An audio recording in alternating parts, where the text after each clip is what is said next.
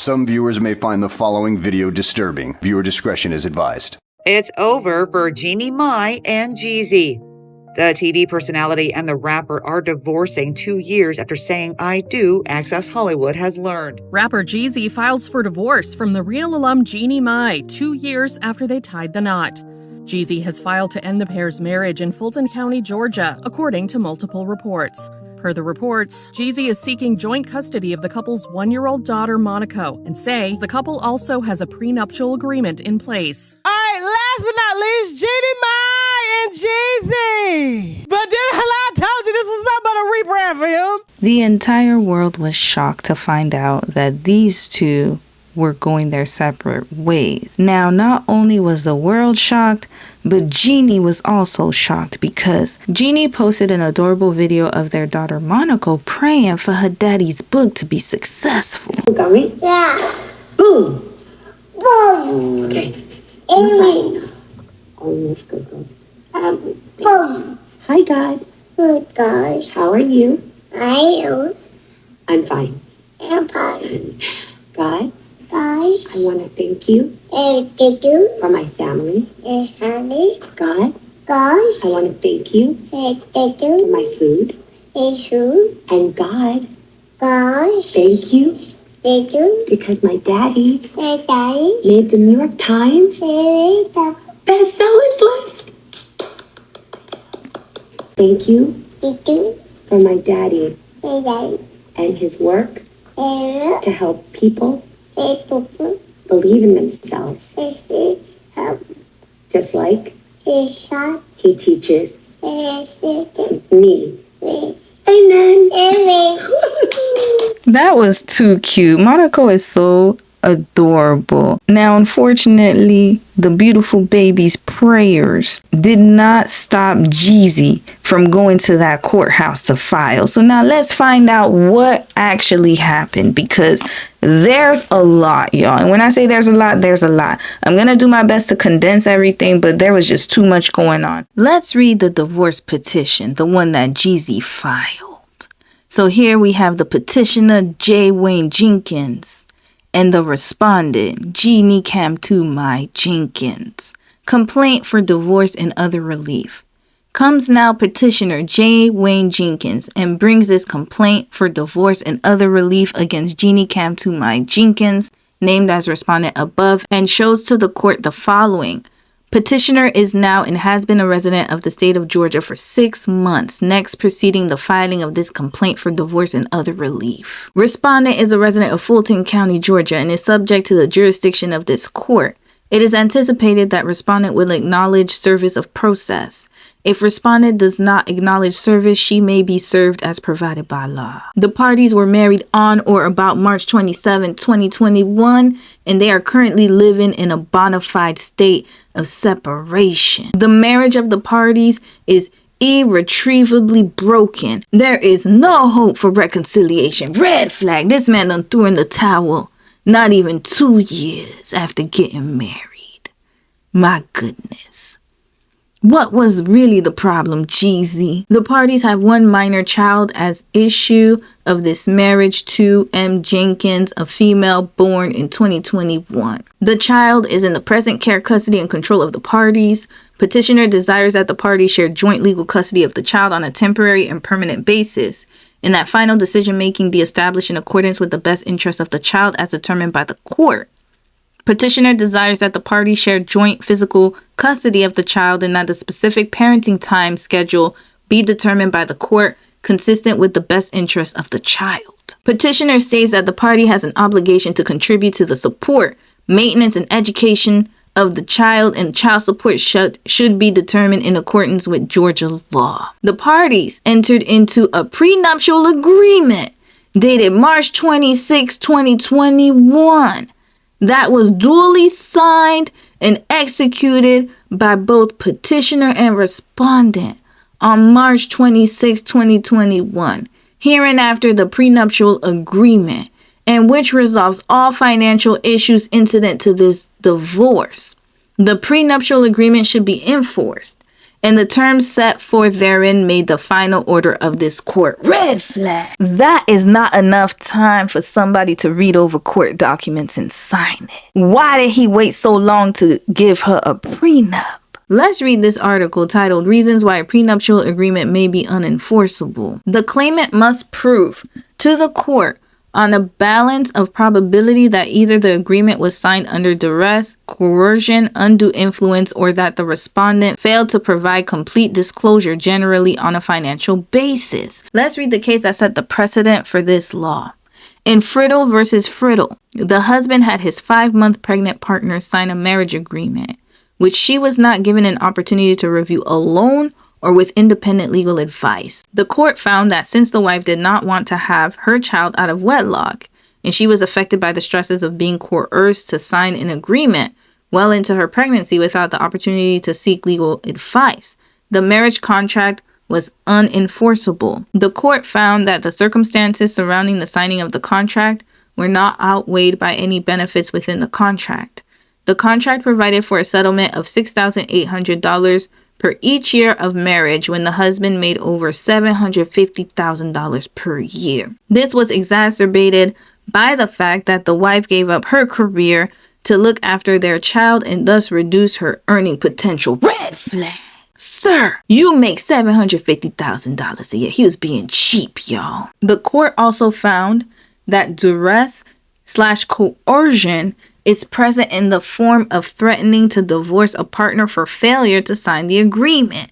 For example, in Jasinski versus Jasinski, an immigrant husband brought his wife to Canada knowing she did not speak English and did not have any family or friends to rely upon. After he became paranoid that she was only in the marriage for financial reasons, he presented her with a marriage contract to sign under the threat of divorce. Red flag!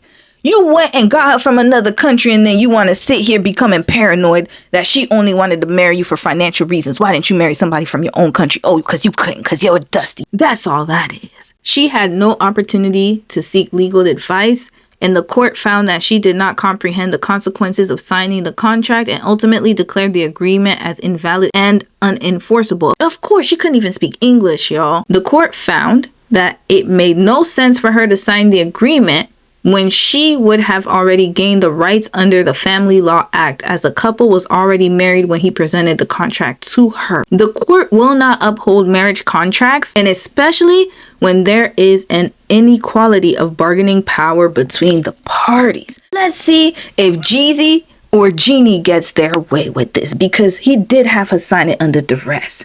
This is very alarming, y'all. Jeezy completely blindsided Jeannie, as we can see. And the internet also wanted to know what was the reason for this sudden split, because, you know, people like to know, what did he do? What did she do? Was he at fault? Was she at fault? Were they both crazy? That's what everybody wanted to know. Even Tamar Braxton, who was Jeannie's co-star on The Real, had something to say. You've been headline worthy for the last week or two, ma'am, doing your thing. We'll start with you being heartbroken over Jeannie and Jeezy's breakup. Oh, man. Don't that hurt y'all feel? Yeah, it's pretty sad. Yeah. Lots of people don't feel that way, though. I don't understand why they don't. Like, how are you basking in somebody else's pain? Like, what do you mean? Yeah, it's kind of unfortunate. I mean, have you spoken to her? I haven't spoken to Jeannie, but I've spoken to Adrian and Tamara. Yeah. Okay. Yeah, everybody's sad about it. Now, other people in the hip-hop community weren't as forgiving as Tamar was. Let's watch a few more reactions. I couldn't wait to come in here and talk to y'all about Jeezy and Jeannie, because we may have spoken about it briefly, but then more details came out.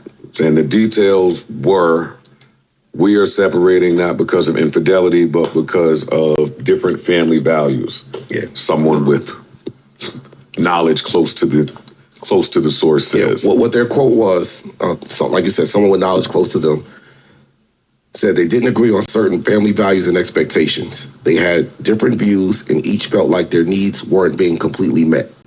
Now, I read that, and the first thing I thought, assuming that that's true, is, damn, you don't talk about family values before you get married? I was going to ask. A lot of people don't, yo.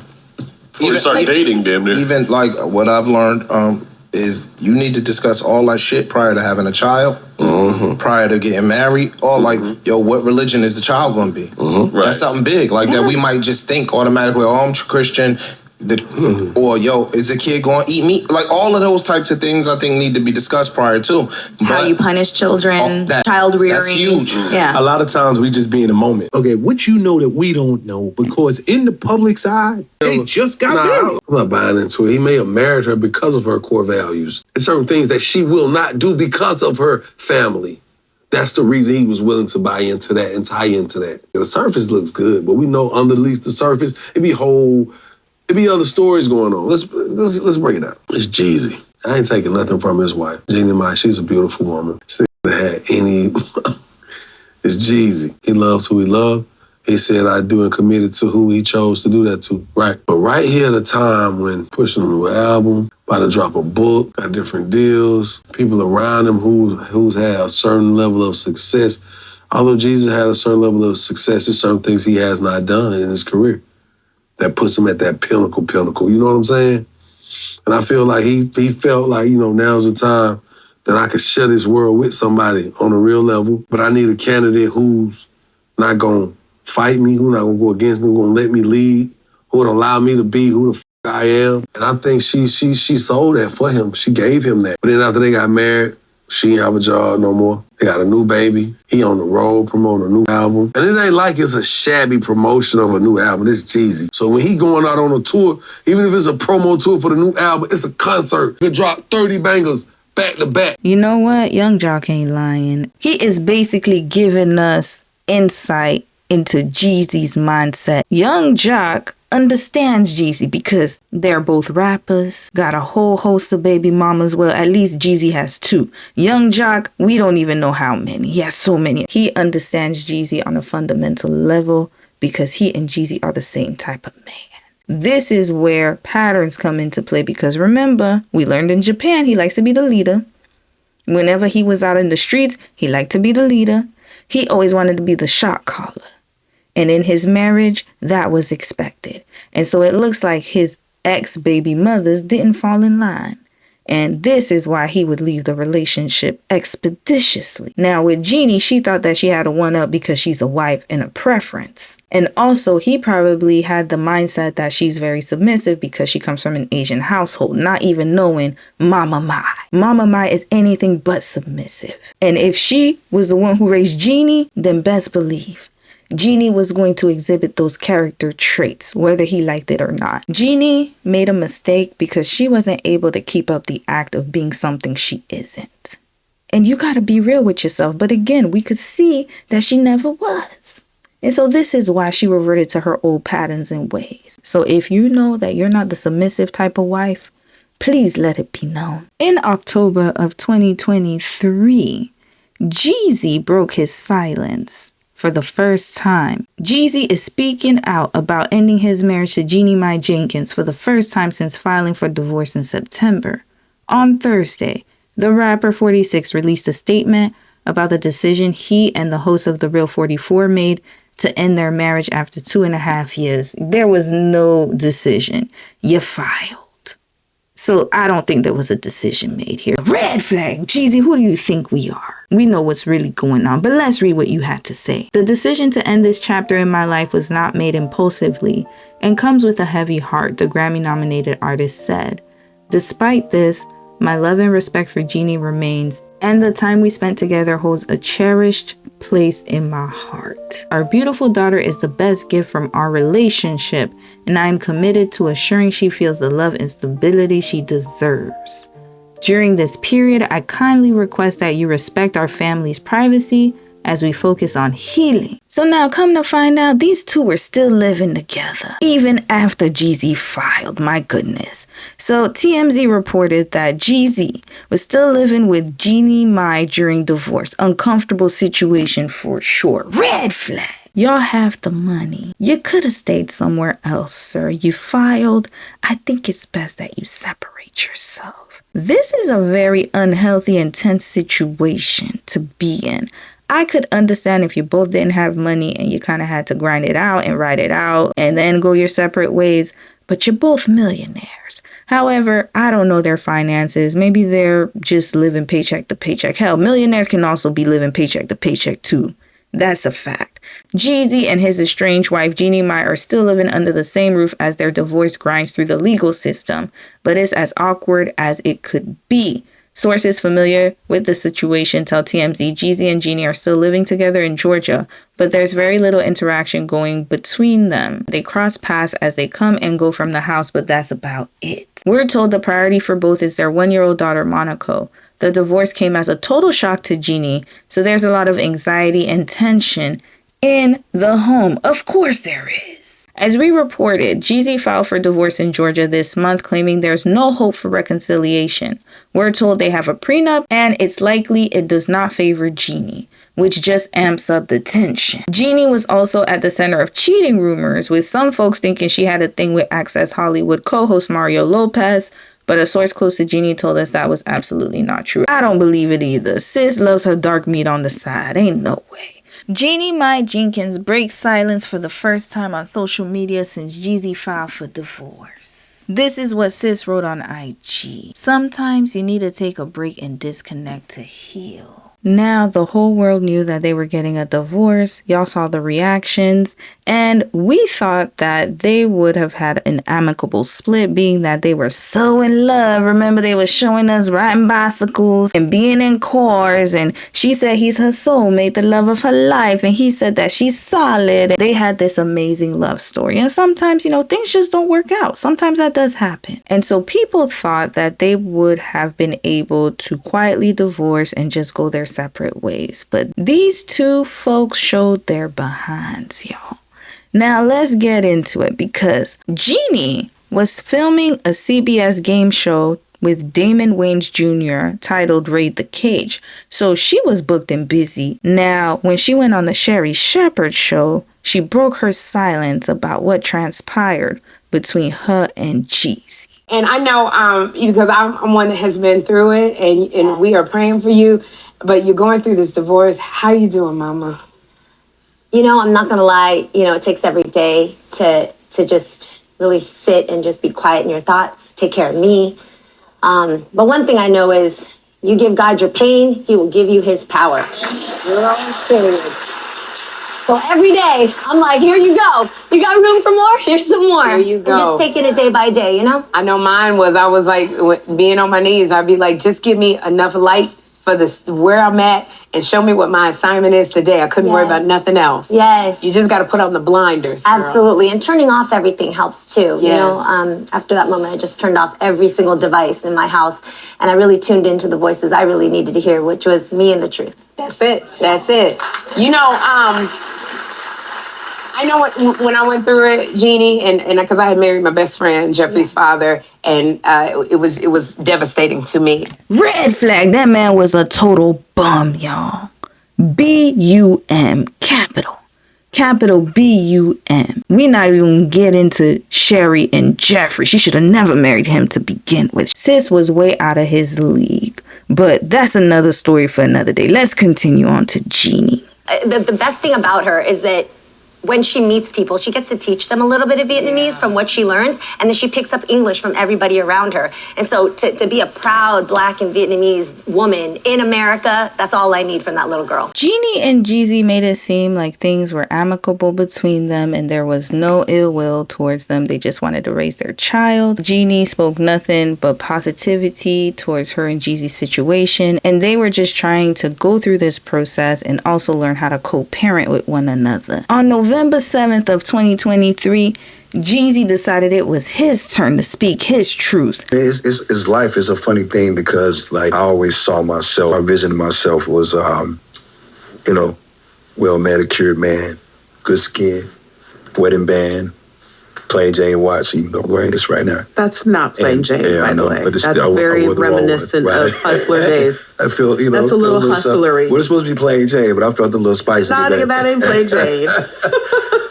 And I don't think anybody should have to be that strong. It's hard, because women have it, their own thing they go through, but then when you deal with men and you have that hard exterior, it's hard, right? Because we're already fighting the world. You know what I'm saying? But so are we. But that's what we got to find to happen immediately. I didn't have enough examples in my own life to like understand what it really meant or what it really means to see a relationship between a man and a woman that is healthy and balanced. And you work through things instead of like every conversation is not an argument. Right. And I don't think Black men and Black women have those conversations enough. Even now we're doing the work. That don't mean everybody else is on board. And that's the crazy part. But that's the thing. You got to let them go. You got to let them go and you got to let them be on their own journey and you can't fight for it anymore. And you got to love them exactly where they are. And you got to say, baby, you know what? The hardest thing to do is to walk away from someone that you still love. You said if it couldn't work, then you would leave. Yes. Even if there was a family, even if there was kids involved. If the other person is not willing to do the deep, hard work, then you stay. And when you stay, you have to make yourself smaller to stay, to survive. 1,000% agree with you. But you mean love them from afar? You love them from afar. Right. You wish them well. You bless them on their journey. And you hope that the next time around that they have the opportunity to do the work that they do the work. What happens when you're a man and you want nothing more than that, right? And that's not what you're getting on the other side. And there are kids involved, right? And there's somewhat love there and you understand that somebody else might have their thing, but they're not taking this journey with you of healing, because I think love is two people healing together and giving each other the space to do so. And the thing for me is, when I went to visit my mother that day, I went to forgive her, but I also went to tell her that I'm going to stand up for little Jay. That's right. Right? The little Jay that she put in that position. And I think a lot of my healing journey, especially in my real life, had a lot to do with me never standing up to my mother the right way. Red flag. Doesn't it sound just like what Jeannie said? I didn't know how to defend myself against you. I didn't know how to protect myself against you, Mom. You failed me. So now I'm going to stand up for myself. I don't have a voice. My feelings don't matter. Just because you're my daughter, shut up. I'm your mom and I get to do what I want anyway. My feelings are more important than yours right now. That to me is how I felt when people who have hurt me, they do things that make me feel uncomfortable, and I speak up and I say, stop doing that. And they don't stop. They do it anyway. Every time I went through things in school, and if somebody bullied me or somebody talked to me or somebody did something wrong to me, you said, why don't you speak up to them? Why don't you go show them you're not afraid? You're right, because they're not family. They are not family. Let me finish. So now I'm going to stand up for myself, no matter what it looks like. And now Jeezy is saying the same thing about his mother. So both of them were hurt by their moms. In Jeannie's case, her anger was the hardest part of her personality to overcome. And in Jeezy's case, it looks like it might be the same thing. They literally are mirrors of each other. You meet people on the same level of psychological wound as you. Oh, man. You also leave people where if you evolve out of that and they haven't been able to. Wow.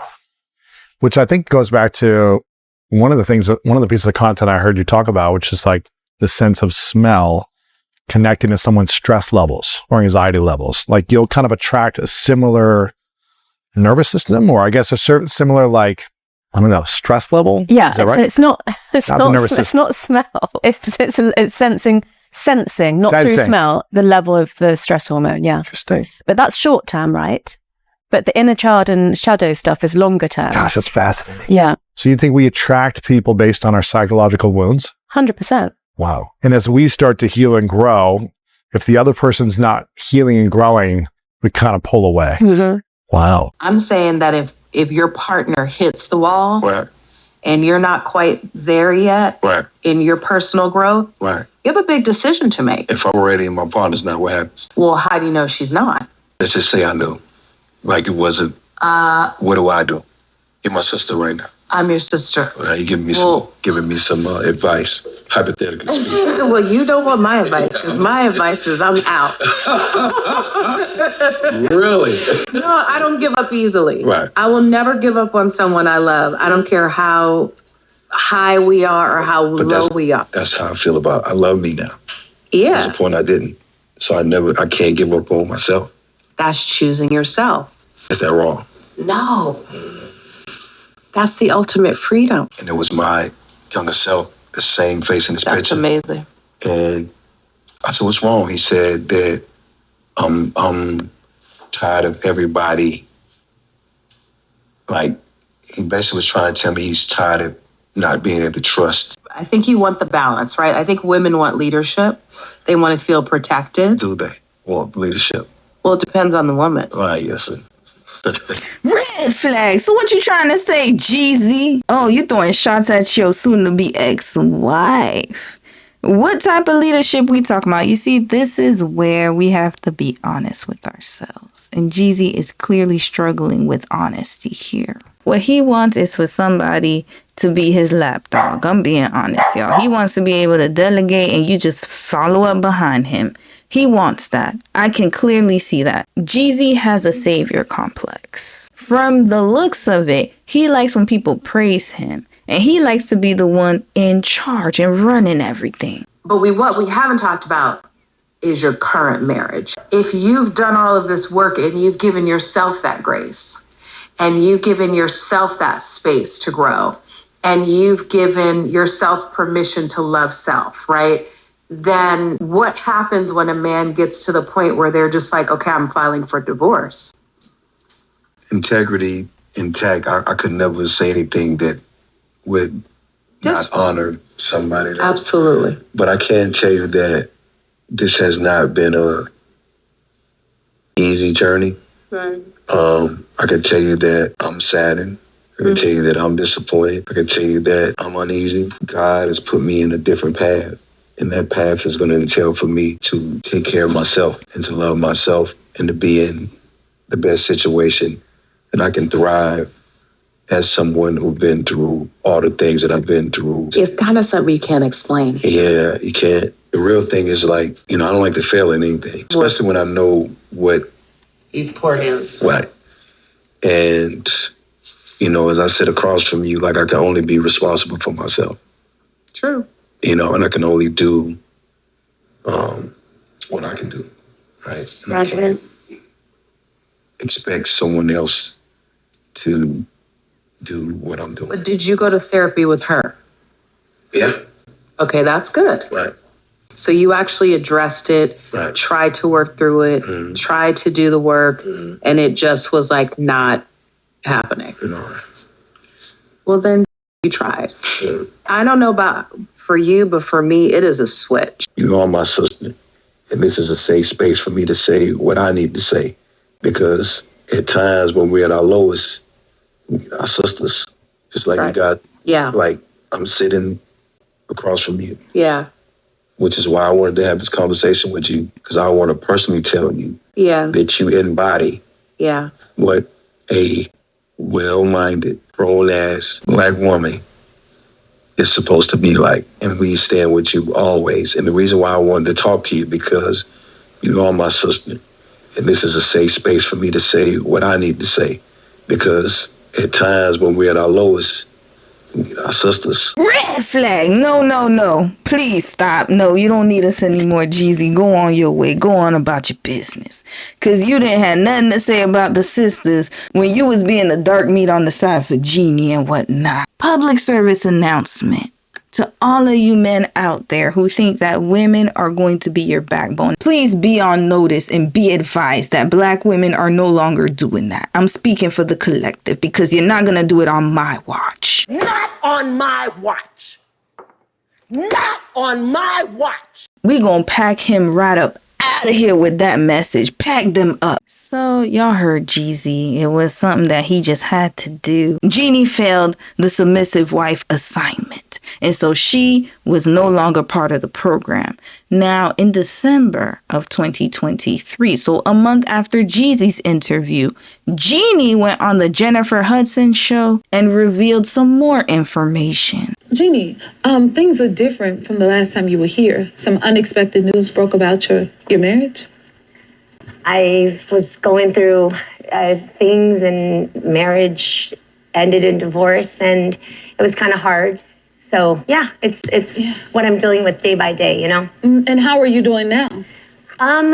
Well, I think I'm doing better now. You know, I think at the time when I found out, you know, at the same time as the rest of the world, that my marriage was ending in divorce, I was gutted. Red flag. So he didn't even let her know, didn't even give her a courtesy like, hey, I'm about to file for divorce this afternoon. You might want to just lay low from social media. They lived in the same damn house. He made it seem as if he's a stand-up dude and that he's always taking other people's feelings into consideration.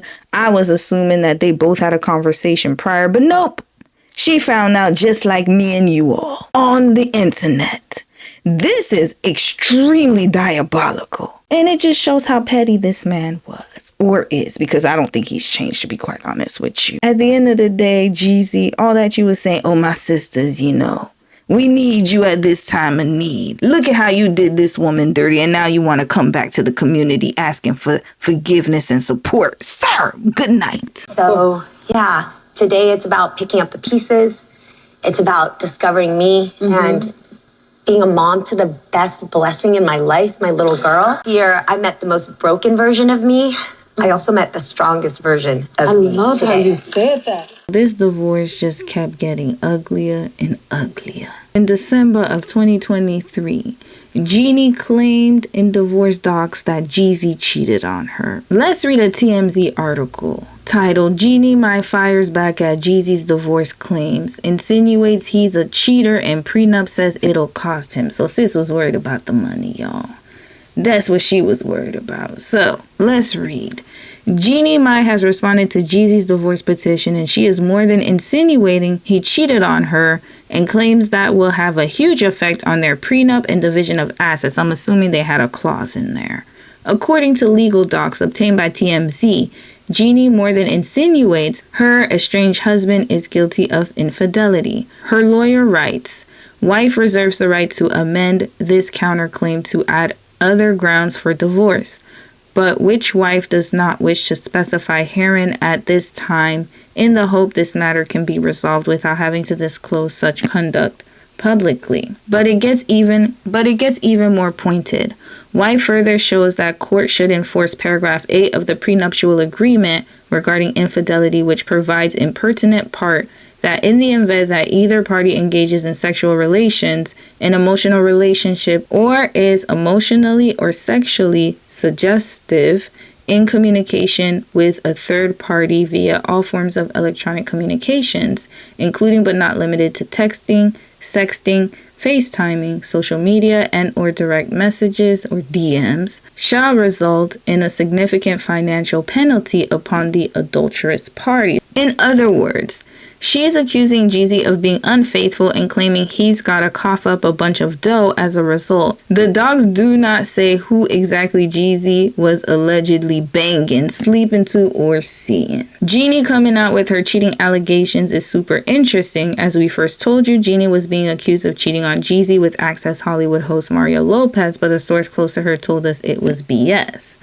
All right. And then it says Jeezy, who filed for divorce in August down in Georgia, also released a 29-track double album, I Might Forgive But I Don't Forget, in wake of the split, and it's highlighted by the song Don't Cheat. Lord, he was monetizing his divorce. Red flag. He knew it all along he was going to pull the plug on the marriage. So that means while he was in Vietnam traveling with her, he was counting down the days, because to write a 29-track double album, that takes time. Remember, he released his book. He was still going on tour. He was doing all that. So he had planned this from before. This man was very strategic. Cheating was also a theme Jeezy kept referencing during his recent interview with Nia Long. Yeah, he kept saying, real N-words don't cheat. Some chick that's willing to like make you feel like a king, because that's why most men cheat. Most men cheat because that's fascinating to me. It's so gross. It's so stupid. I personally, this is my quote, and real don't cheat. You don't think so? Hell no. I kind of understand what you mean when you say that. They do not. I understand what you mean when you say that. It's something in us that makes us want to be right yes. across the board. My life is built on integrity. Yeah. That's my moral compass. Yeah. If I'm not integral, I'm off. Just so he wouldn't have to cough up the money. But Jeezy, I see your game. And so now, of course, Jeannie is turning the tables because she's trying to get her money. This has the hallmarks of being a marriage of convenience. And they both were using each other to some capacity to get to where they need to be. Now, I'm not saying they didn't love each other, but at the end of the day, that love went out the window. As soon as he filed, Jeannie the Dragon appeared. So now let's read another article because Jeezy's childhood friend backs up Jeannie Mai's cheating claims. Everything he talk about is fake, man. Because I didn't ask to get out of the car when you was beefing with Gucci. I didn't ask to get out of the car when you was beefing with the duct tape. I didn't ask to get out of the car when you was beefing with Drama. I didn't ask to get out of the car when you was beefing with Pimp C. You know what I'm saying? Rick Ross, I didn't ask to get out of the car. But all of a sudden, you talking about want to get out. Yeah, after 14 years, I see you moving wrong. I'm moving around. And I was the last one there. I was the last one with this from the start. You know what I'm saying? So I seen everybody stop fucking with him.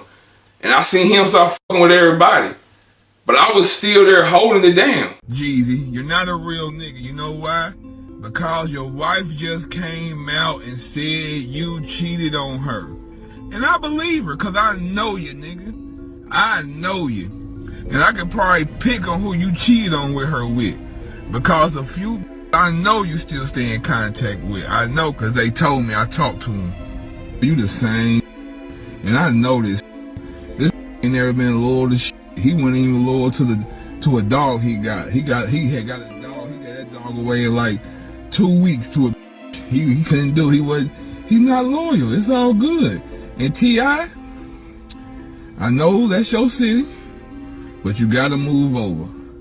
I mean, it's your city, but Jeannie said he owned half of it. So guess what? That half is about to go to her. It's about to be a Chinatown in Atlanta. Just wait on it. Korean barbecue every. Red flag, Clem. You need to stop yapping and go to the unemployment line. I see what you're doing here. You just trying to make a coin. Now, do I believe him? Absolutely, I do. Because Jeezy does not seem to be reformed to me. He's just a classier hood dude right now. That's it, that's all. I could smell him from a mile away. And when he said, real N-words don't cheat, I already knew what time it was. Now, let's continue on. Just when you think things couldn't get messier, they did. So shout out to sis at Taija Marie. I hope I said your name right. You're the one who gave me the idea to use the Chronicle Speaks videos where she breaks down the divorce documents. In court documents obtained by the Shade Room, there were more allegations that came out, and these allegations were extremely serious. Jeannie accused Jeezy of DV.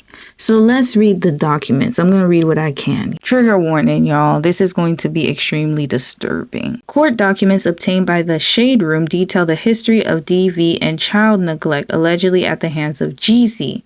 The documents describe between 3 to 4 incidents of physical abuse against Jeannie. One incident allegedly occurred at the Ritz-Carlton Hotel in San Francisco, California on April 14, 2022. Y'all, this is a few months after she had her daughter. Red flag. This is disturbing. I'm going to believe what she had to say. Jeezy allegedly choked Jeannie from behind as she was ascending the stairs, and he then pushed her down the steps per the paperwork. The incident caught the attention of the hotel security guard stationed in the lobby. So they got video footage, y'all. Records show the rapper proceeded to verbally assault Jeannie, calling her a effing B word and repeating, "I can do so much better than you."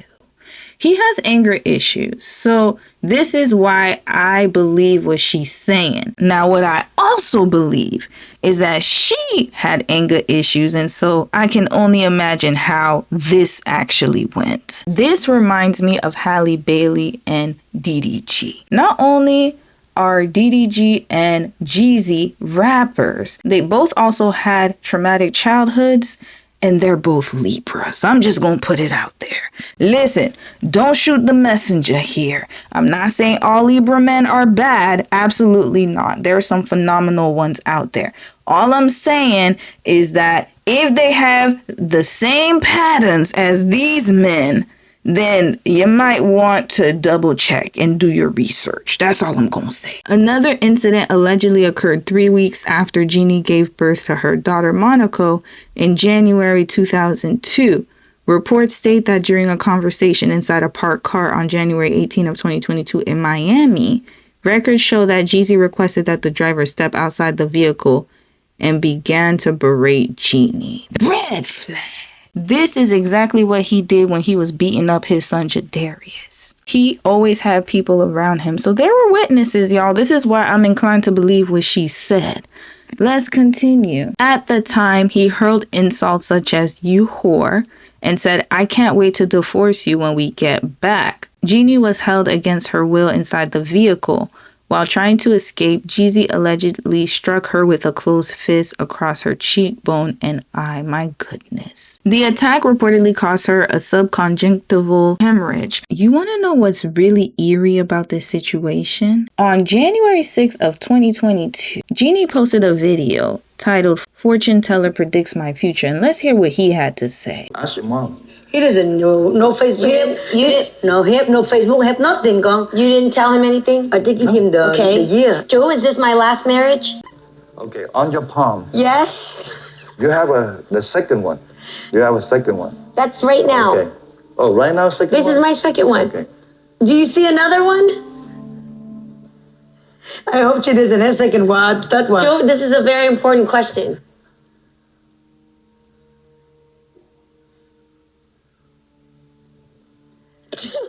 Okay. Please say something. Let me tell you this. 95%. This is the second one. If you want to go more than that, it's up to you. No, I want just this one. I don't want another marriage. So, let me tell you this. When you get married, with this one, the second one, if you look more than that, it depends on you, because this based on God. The day, the time, the year you born, this already have it. So it's already written for me that I have 2 marriages and I'm good. But if I get greedy and I do something to mess up my future, then I can, of course, go marry more and mess up. But for right now, based on my chart, I have just 2 marriages and that's it. Okay, that's it. With me, it's 85, 90%. You stop right here. On your palm, you have a 2-time marriage. On your palm. So it's written in my palm. Yeah, on your palm. Okay, how many kids am I gonna have? You don't have a lot of kids. Maximum 2. You can tell that the fortune teller was restraining himself from really saying what he wanted to say, but Lord, just a week or so after that, this incident happened. Now let's continue reading. Following the incident later that week, the estranged couple contacted their pastor and therapist for counseling regarding the ongoing DV. All reports of abuse were reported to a pastor, therapist, and a close friend of Jeannie. More allegations. Another incident reportedly involved verbal abuse at the UNCF 39th Annual Atlanta Mayor's Mass Ball on December 17th of 2022. During the UNCF event, Jeannie went to the restroom with her girlfriend and Jeezy allegedly became enraged because he did not know her whereabouts for 25 minutes. He allegedly reacted by abruptly demanding that the two leave the party. Once in the vehicle, Jeezy reportedly asked the driver to exit and began to abuse his estranged wife verbally. She attempted to exit the car 2 times per the court docs. On the second time, he allegedly grabbed the neckline of her dress, tearing the dress and causing multiple 2 to 3 inch scratches on her right breast with his fingernail. Red flag. He cannot control his anger. He's already exhibited these issues, y'all. And sadly, Jeannie was just so in love that she didn't do her research. For somebody who likes to do homework, she didn't check her man's background. Because if I was able to find all that public information, then I'm pretty sure Jeannie would have been able to. But she just decided that he was a changed man. He was reformed. Do not ever think for 1 second that someone's old patterns cannot reemerge, especially when it comes to violence. This is something that should never be ignored. He gets triggered easily and he goes into a rage. And this is an automatic response, meaning that he is extremely impulsive and that is dangerous. Extremely dangerous, especially with his PTSD. In another incident, Jeezy allegedly injured Jeannie and himself after crashing a golf cart. Jeannie shared text messages from Jeezy apologizing for his behavior that caused the injuries. He wrote, "I'm sorry, babe. Haven't forgiven myself for putting you in danger. I've been uneasy and sad about it." Now, let's see the next one. There's another text message here that says, "Is this permanent residence or temporary? If so, what's the next address Monica will be living at?" I'm assuming this is when they were going through their divorce process. "It's temporary for my show, same as when you saw me shoot here before. Next address is still being finalized. As I always have before, I'll let you know. Thank you for confirming the assault rifle is no longer in our home. That's all I've been asking you for weeks, as I'm sure you agree for the safety of Monaco. You are scheduled to get Monaco May 7th to 13th.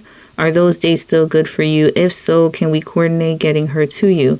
Also, let me know what other dates in May or June are good for you for the makeup time. For April, let me know." Red flag! What do you mean an assault rifle was in the house when your baby is living in it? This man had assault rifles in the house, y'all. And it says here, Jeannie Mai submitted pictures showing Jeezy walking around his home carrying an AK-47. According to court documents, the put-on rapper born Jay Jenkins irresponsibly hides dangerous firearms throughout his home, which are easily accessible and obviously dangerous to a 2-year-old child. During the time that the parties resided together, both in LA and Atlanta, Jeezy would frequently walk around the house carrying an AK-47, Mai alleges in the docs, which were filed on Thursday. Of course he did. He's not an ordinary rapper. He's a street rapper, a hood dude. You know, he has a lot of beefs. There were people unalived around him. He knows the type of lifestyle that he's living. So he's always on guard because he never knows when the time is going to come and when someone could run up on him. He understands that.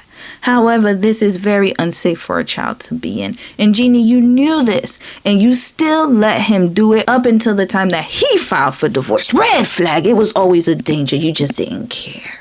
All of these situations happened, and she hid it. When I look at Jeannie Mai's past, and I look at how she was on the real and how strong-willed she really was. What can you put up with, what you can't put up with, to just, make your dating life easier? You're dating, Jeannie, so I want to ask you the same question. Straight off the bat, lies. If you lie to me and I catch it, or somebody else tells me, it's always going to come through for me because I just have a good network of friends and I hear things from different places. If I catch you lying, you lose me. Completely done. That's number one. I agree with that. Number one.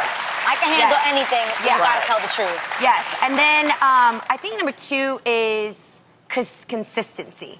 Like, that's just something for me. But if I see you're inconsistent with things, like I've said before, you find out most about a person when they don't get what they want. Yeah. I learned that really well now, that if I see that in a relationship after the euphoric stage, you start to get into real life. You know, you start to spend time with the baby mama, you start to have challenges in scheduling, maybe situations where you disagree on something. But when a person doesn't, I want them to not get what they want, so I can see how they react about that. Because it's like, Can You Stand the Rain? Have you guys ever heard that song? Yeah. That's the best song ever. Yeah. Can you stand the rain? Because if you can stand the rain, you can stand me. Care. Because I'm a married woman, and I have a lot of friends who are married, and I'm actually not into Nico and Kevin's business. I want to know because I want to think always, what would I do? I want to know, what would I do? What would you do? So for me, when I think about this, like, what would I do if all of a sudden everybody else, and a couple pictures leaked that Freddie was cheating on me, but I have to have that conversation with him at home, right? Right. If Nico was my friend, which, girl, you have great style, so I feel like we're friends in my head. What would you tell her? Go on, tell her. If she were to ask me, should I stay with him? I would say, first ask him the same question that Power 106 Breakfast Club asked him in the beginning, which is, would you cheat? And his answer at the time was, That was a year ago. No, but listen, but it doesn't matter. This is what he said and explained it. I wouldn't cheat because women today make it hard to cheat. I wouldn't be a good cheater because women out there are shady cheaters. They take pictures, they post stuff, so I wouldn't cheat. So I would ask today, I would say, Aniko, ask him today, decide this, would you cheat on me? And if his answer was anything but, no, babe, because I love you and I wouldn't want to risk losing you, bye. Having parents or grandparents who have been together for 40 or 50 years is great, right? Right? You see them holding hands in the street, like, oh, that's so cute. But a lot of people say it's goals, but is it? Well, Kiera Kelly from Madame Noir says nope, and that we should stop idolizing these long-standing marriages. Kiera says that millennials get a bad rap for being too lazy and into social media to find love, but that it's way harder in these streets now than it was back in the day. You guys agree with that part? Okay. All right. Her article also quoted Facebook user Letitia Dion, who agreed, saying, a lack of resources and tradition kept many of our grandmothers with their husbands. Stop shaming millennials for having the audacity to expect respect and reciprocity. Ooh, good word. If you get a chance, it's actually a really interesting article if you get to read all of it. I think I get what they're saying, and I have met a lot of people who have been married for a really long time, 30, 40, 50 years. Especially in the church And world. sometimes, you're like, oh my God, relationship goals, and the wife will turn and go, you don't know what I've been through. Yeah. And you're like, oh, wow, you don't know what that woman has been through or how they've stuck it out for what happened in them 40, 50 years. You don't know. That doesn't mean that man was faithful for the 40, 50 years. Or that woman. Exactly, that part too. You know? That part. True. I agree with this because although I think it's amazing to be married for such a long time, I actually don't idolize the length of time. I idolize the health of a relationship. You know what I'm saying? Yeah. Because I'm going to tell you, being on this side of singledom on my own, it is a lot harder and braver to uproot yourself out of an unhealthy marriage and to start over again than it is to stay in it. So a lot of people are just staying in it because they're coasting, and that ain't like the legit thing either. That's not relationship goals. And I think back in the day, they were actually taught a little bit different. They had different roles. Usually the guy was the breadwinner, even though, you know, the wife had a job. That's why I just have to say, my mom, she taught me at a very young age, make your own money, because you never want to be stuck. You never want to be stuck in a marriage. And I think nowadays, women are the CEOs. Women are actually the breadwinners. And their confidence and their identity is not in the role in the marriage, it's within themselves. And I think that is strength, and that is power. For sure. Yeah. Agreed. That's relationship goals. I'm interested to hear what you have to say, Lonnie. You sitting there just steeping that tea. Steeping the tea. What's the use in taking vows if you're not going to try to make it last forever? Okay. I 100% agree that. I'm just saying, you know, I understand what they were saying, like now is a new day for women, but this is why I take marriage very seriously. Very. I don't just say, you know, I'm going to get married and I want to hurry, I can get a divorce. Yeah, you have that choice. I'm just trying to understand why take the vows if you aren't going to go through the ups and the downs? Yeah. True, but Lonnie, I think that there's a balance. I think that you as a woman or as a man, you need to put in your mind what are deal breakers. If I'm crying more than I'm actually enjoying myself and happy in a marriage, then that's something wrong. So a deal breaker would be if your man hits you, it's time to get out. Yeah. If your man, or vice versa, if there's no respect, true respect in marriage, then it's time to get out. And I understand that, but it seems like nowadays people are approaching marriage like for sure, like they can get out. 100%. I feel like the divorce is such an easy option, readily available. And I think back then, you know, it was a different time. Yes. And I'm not talking about abuse. Yeah, if somebody abuses you, you should get out of it. Yeah. But there are other things like, you know, when they say to death do us part, you know, if people go through sickness, if somebody loses a job, things like that.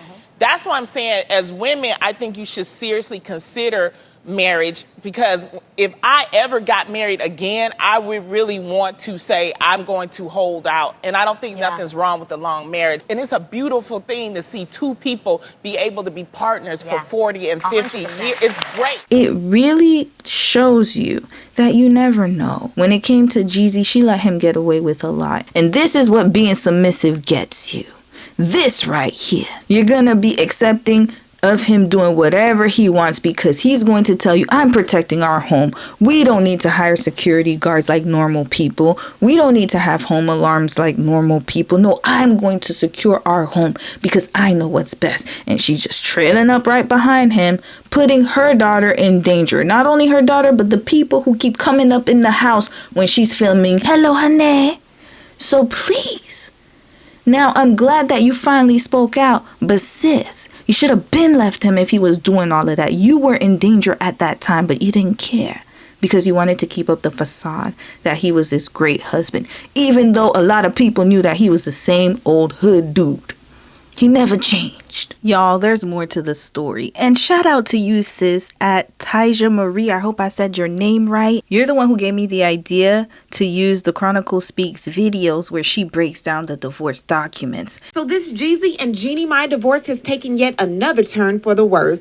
Last week, we saw pictures of Jeezy walking around his house looking like a no-limit soldier carrying around a rifle. We're hearing stories from Jeannie saying that he locked their daughter in a room all night and caused her health problems. And Jeannie has also stated that Jeezy has placed pause on her, causing her to fear for her own life. Red flag, red flag, red flag, red flags all over. This is what was going on behind closed doors while they was riding them bicycles. And the fact that he's the one who submitted the divorce is the biggest red flag. It should have been you, sis. But you didn't care. Because you had your dark meat on the side. Demonic. This is what this is. And by the way, shout out to at Chronicle Speaks for this, because now I have enough to read here. So, first and foremost, to be clear, the petitioner, so that's Jeezy, has never held the respondent, that's Jeannie, against her will ever. Petitioner has never struck the respondent with a closed fist across her cheekbone and eye, or punched or choked the respondent in any manner whatsoever. Petitioner has never pushed a respondent down any stairs. Those allegations are completely substantiated. The petitioner does not own an AK-47. The petitioner specifically denies that he has left and bullets all over the marital home. The claims by the respondent are entirely fabricated and staged in an intentional effort to destroy the petitioner's name, brand, and reputation because this divorce action was filed. You sure about that, Jeezy? All these false allegations are by the same woman who attempted to have a second baby with the petitioner naturally for over a year. When she did not become pregnant after the petitioner told her in June 2023 that he planned to file for divorce, the respondent then contacted their same doctor about in vitro fertilization, IVF. The petitioner's permission was required. The petitioner had to contact the doctor directly in August 2023 to let her know that he would not be participating in the fertilization of any additional eggs with the respondent. If the petitioner were so violent as the respondent claims, why would she want to have a second child with him? Yes, Jeannie, he's right about that. Red flag. And remember in the Shan Brudrum interview, you were all like, oh, well, you know, if we didn't have a kid, I'd be fine with that. Then why are you sitting up here trying to have a second one? You liar. If the petitioner were so irresponsible and created such an unsafe home environment for the party's minor child, why would the respondent desperately want to have a baby? He got her there, y'all. Even though I believe he's a violent individual and she should have never put her or her baby in harm's way. But he has a point. She didn't leave him. And I know a lot of people are going to be like, well, you know, sometimes it takes a woman a long time to leave. She was good where she was staying at as long as her image could be propped up. That's all that is. The answer is because the petitioner is not violent and the petitioner is not irresponsible. Further, the petitioner has not created an unsafe home environment for the party's minor child or for his oldest daughter, who frequently visits the marital residence and enjoys spending time with her little sister. The respondent should be ashamed of her false narratives and turmoil that she has caused to both of the petitioner's daughters. The respondent should be ashamed of her false narratives and the turmoil that she has caused to both of the petitioner's daughters, all because the petitioner declined to have a second baby with her, and the petitioner decided to file this divorce action. From 2021 until 2023, right before the petitioner filed this divorce action on September 14, 2023, the respondent publicly sang the praises of the petitioner as a husband and as a father on her Instagram pages to her 3 million followers. He ain't lying. Red flag, Jeannie. Why you propping up a monster? The statements in the respondent's motion and response are complete fabrications and entirely false. It is the respondent who has the hostile and volatile temper, while the petitioner has a very even, measured, and calm temperament. Red flag, you liar. Jeezy, you're just as bad as your ex-wife, or soon-to-be ex-wife. We have the evidence. You're not calm at all. You sitting up here trying to say you have an even, measured, and calm temperament. Since when, Jeezy? The petitioner has never initiated any violent contact between the parties. The respondent was the admitted aggressor in the parties' relationship with a host of anger issues that the respondent detailed herself in an interview with the Lovers and Friends podcast on YouTube on January 10, 2023. I showed y'all the clip. If the respondent simply wanted to file a motion to enforce memorandum of settlement on April 24, 2024, she could have filed her motion based upon legal principles and the facts pertaining to the mediated agreement. Moreover, if the respondent simply wanted to respond to petitioner's motion to vacate mediated agreement on temporary issues on April 24, 2024, she could have likewise included legal argument and citations of legal authority in her response. Instead, the respondent's motion and response is filled with nefarious and salacious false allegations that amount to a smear campaign against a petitioner. Almost immediately, the respondent introduced strife, physical and emotional abuse, and volatility into the party's marriage. The respondent is used to docile men. Lord, red flag, he's using Freddie as an example. Jeezy is a menace, y'all. This man is very calculating. He used all of that against her. My goodness. Jeannie, you got ensnared by a python. That's a python man, y'all. Lethal. Who allowed the respondents to curse at them, to strike them in their face, and to flirt with other men openly. Indeed, the respondent admitted to each of the 7 marriage counselors that the parties utilized before this divorce action was filed. Red flag. You needed 7 marriage counselors, Jeannie?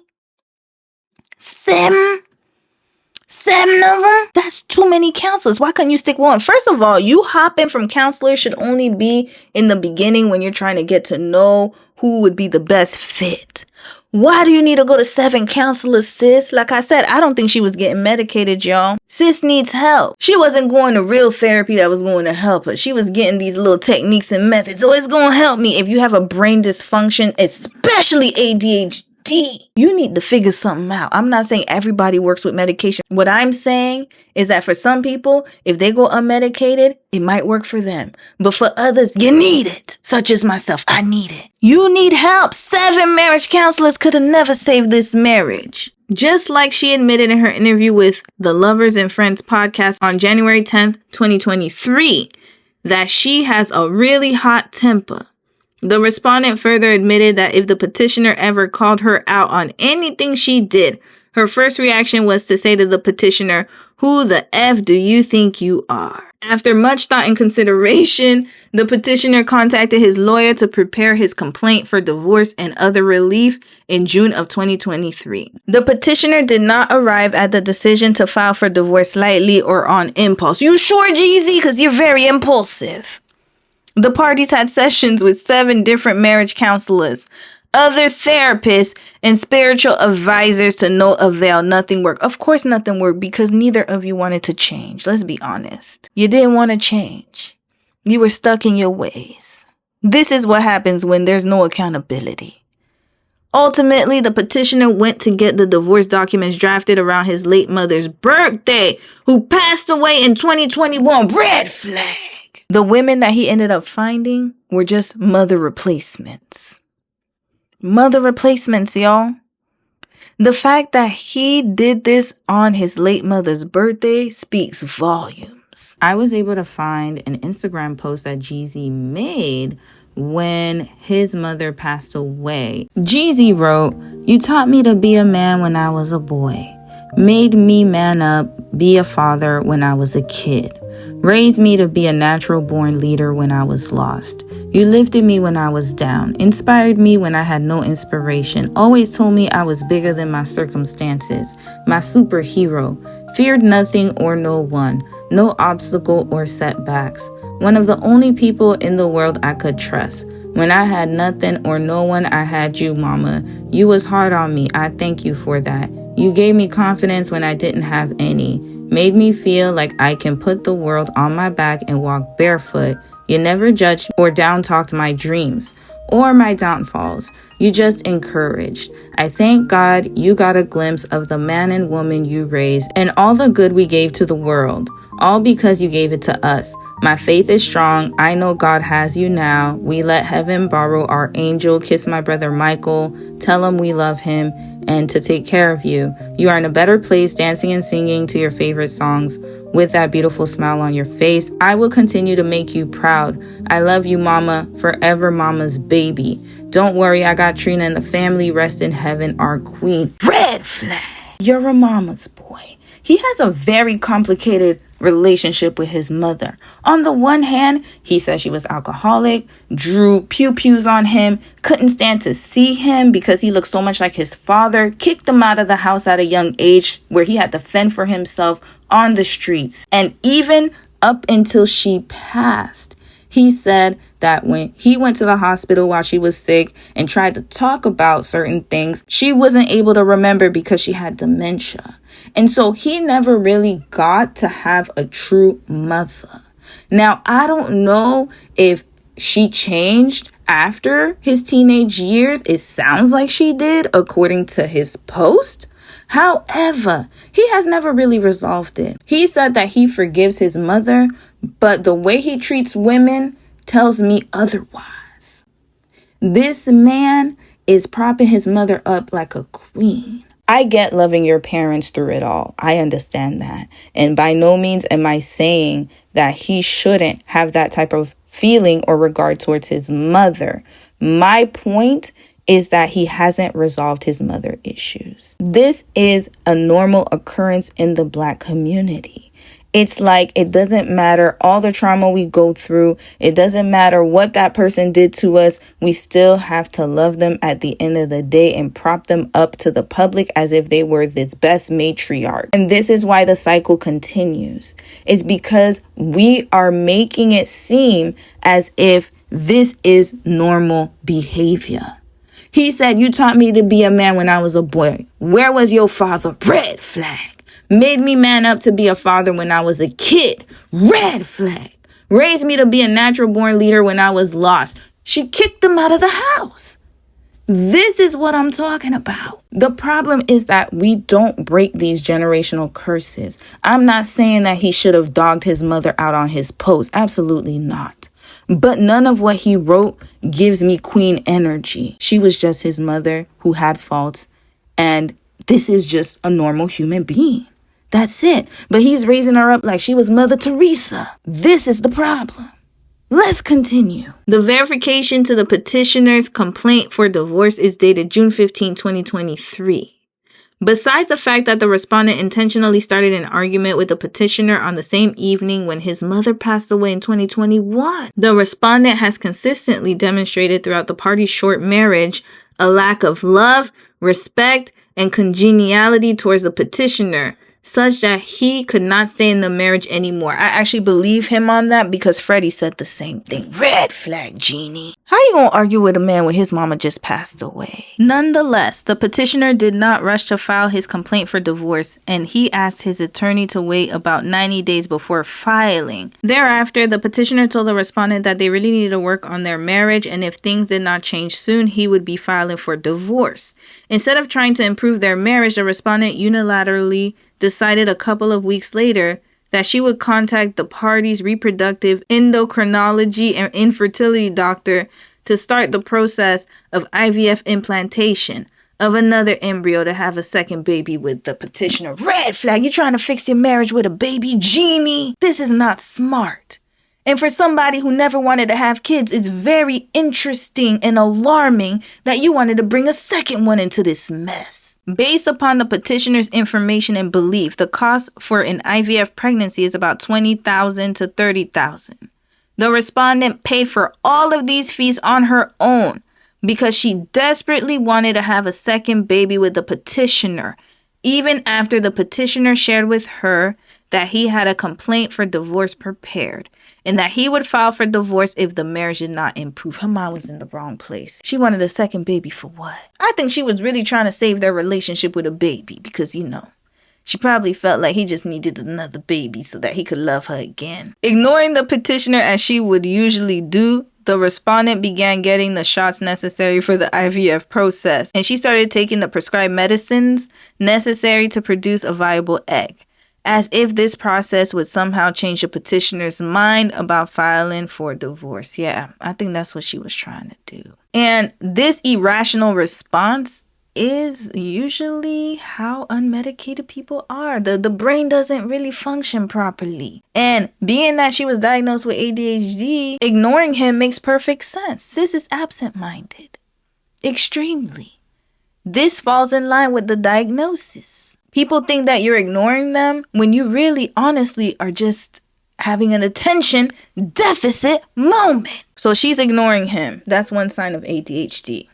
The fact that she cannot pay attention to him. Second sign is that she's hyper-focused on having the second baby. ADHD. I can already tell that sis is not taking any meds. And if she is, it's not the right dosage. She is literally hyper-focused on having a second child because she believes that this will keep him in line. And so now she's going to do whatever it takes to have a second baby. The petitioner wanted the parties to seriously work on their marriage to get it on track, but the respondent's primary focus was having a second baby. The petitioner, who has always been the most rational, mature party in the marriage, explained to the respondent that there would not be another IVF pregnancy. Apparently, the respondent still did not believe the petitioner until he sat down in August 2023 and they called the endocrinologist together to let the doctor know that the petitioner did not agree with the process. The petitioner advised that he would not be fertilizing another egg with the respondent. If the petitioner were such a violent, irresponsible alcoholic, as the respondent has attempted to paint him as in her court documents, then the respondent would have not wanted to have a second baby with the petitioner. The fact that he said that he's always been the rational, mature party, that falls in line with the ADHD literature we read, where it's a parent-child relationship. This is why it is important to really be aware of what's going on in your mind. If you exhibited any of those ADHD traits, I highly recommend that you go see a mental health specialist to get tested. They will do a thorough test for you. I'm not surprised by any of this, y'all. This sounds exactly like a person who was married to someone with ADHD, and unfortunately, he is not patient enough to go through it with her. And also, she's not trying to get help for it. She thinks that counseling is going to help. That's just one component. The petitioner's complaint for divorce was filed on September 14, 2023, after a brief 2-year marriage. Now, we spoke before, and Jeannie was pretty much stating that she didn't feel safe. He walks around like a no-limit soldier with an AK-47. Red flag, PTSD. Who you running from, Jeezy? Who you hiding from? You start any new street beefs that she needs to know about? This is insanity. You don't have security guards? Oh, but you scared that they're going to run up on you because you're so used to running up on people on the streets. You need to get help. You need it. But you think she's the problem. Of course you do, you bald-headed narky. The petitioner sent the photos of the 4 pew-pews and the safe to his counsel on April 1st, 2024.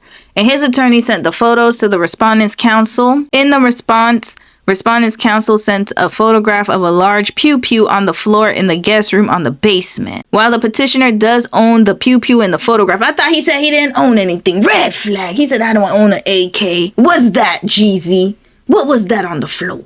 And you were carrying it like you was in some type of military operation. While the petitioner does own the pew-pew in the photograph, that particular pew-pew was removed from the marital home before the respondent moved out with the party's minor child on October 11, 2023. The photograph was clearly staged, interesting, because the petitioner did not leave that pew-pew in the middle of the floor. Petitioner explained this to his counsel, that particular pew-pew was not at the marital home anymore, but had been moved to another property that the petitioner owns.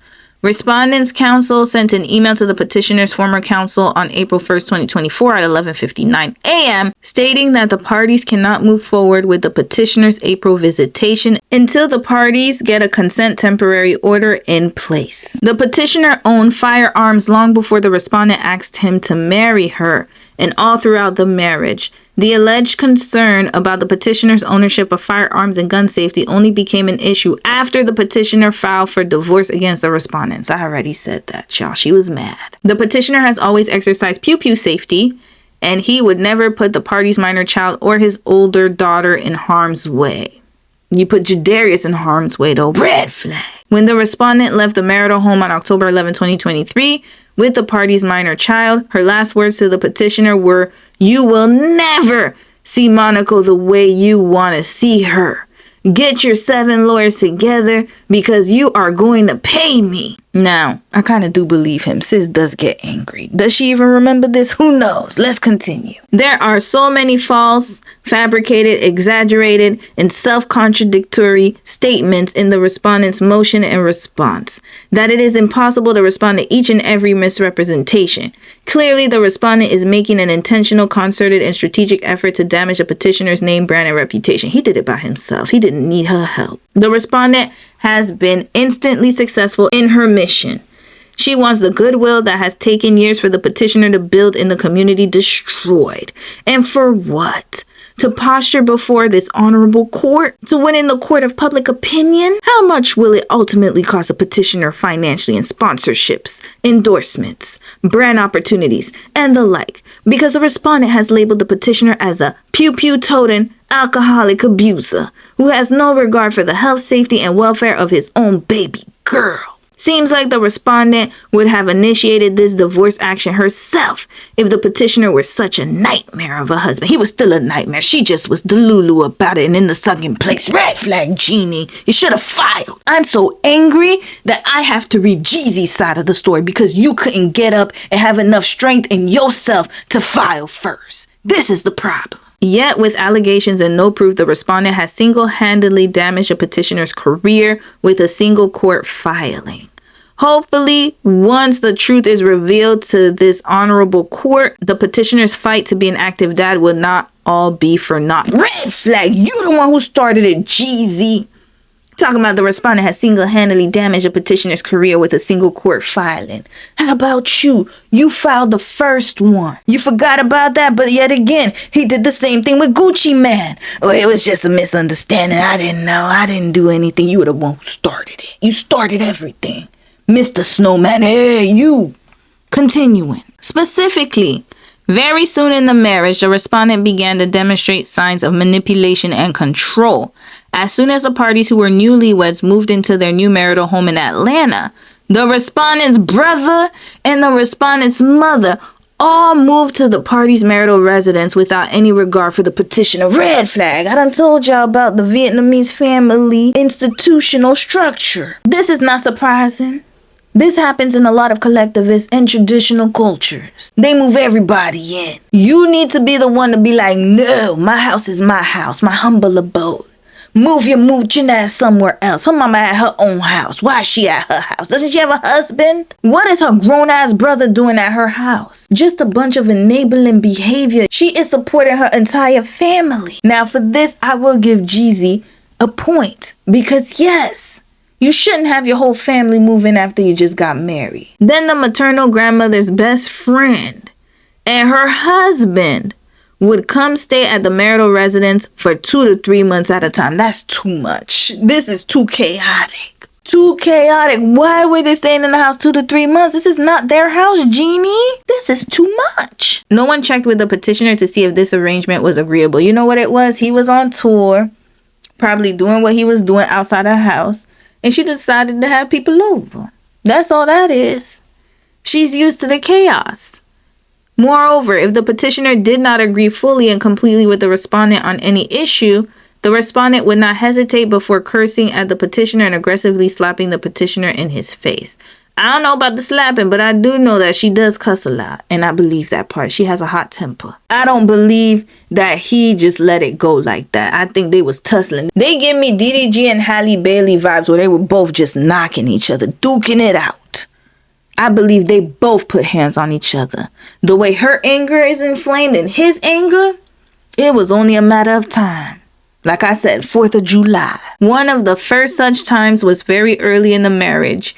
In the fall of 2021, when the parties were discussing the petitioner's finances, the respondent did not agree with what the petitioner was saying, and she aggressively slapped the petitioner in his face with her entire hand. On another occasion, on or about January 18, 2022, the parties were in Miami on a private yacht with several of the petitioner's friends. She just had a baby, y'all. Red flag. Why aren't you resting, Jeannie? You just had a baby. What are you doing in Miami a month later?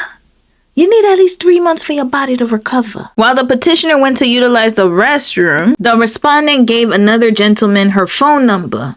Oh, she was looking for a new person? Is that what you're trying to say? She just had a baby. I doubt it.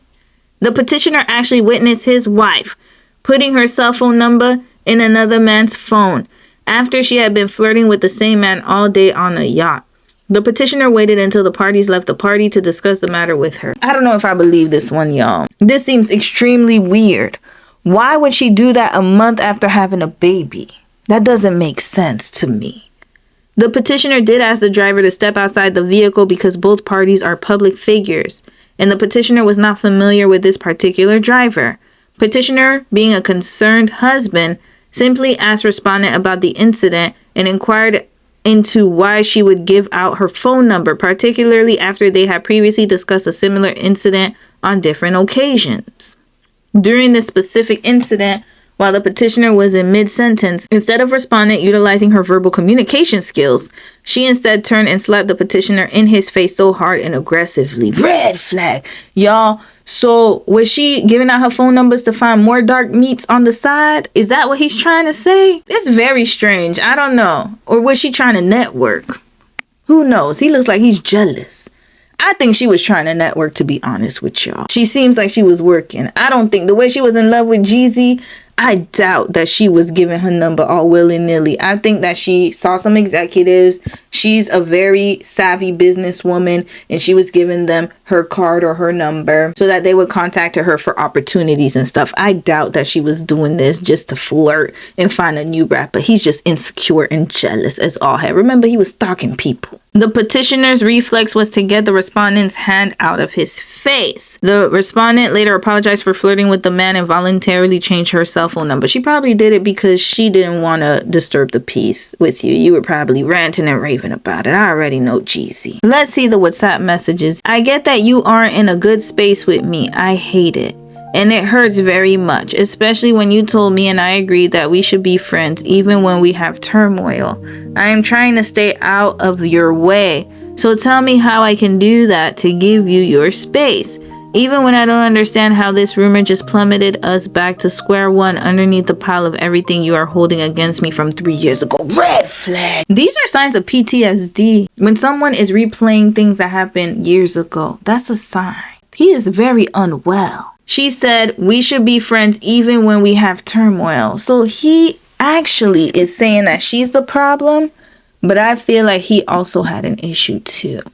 And so instead of addressing his issues, he's projecting it all on her. This is a personality disorder, y'all. Johns Hopkins Medicine wrote an article about personality disorders that I'm going to read very quickly. What are personality disorders?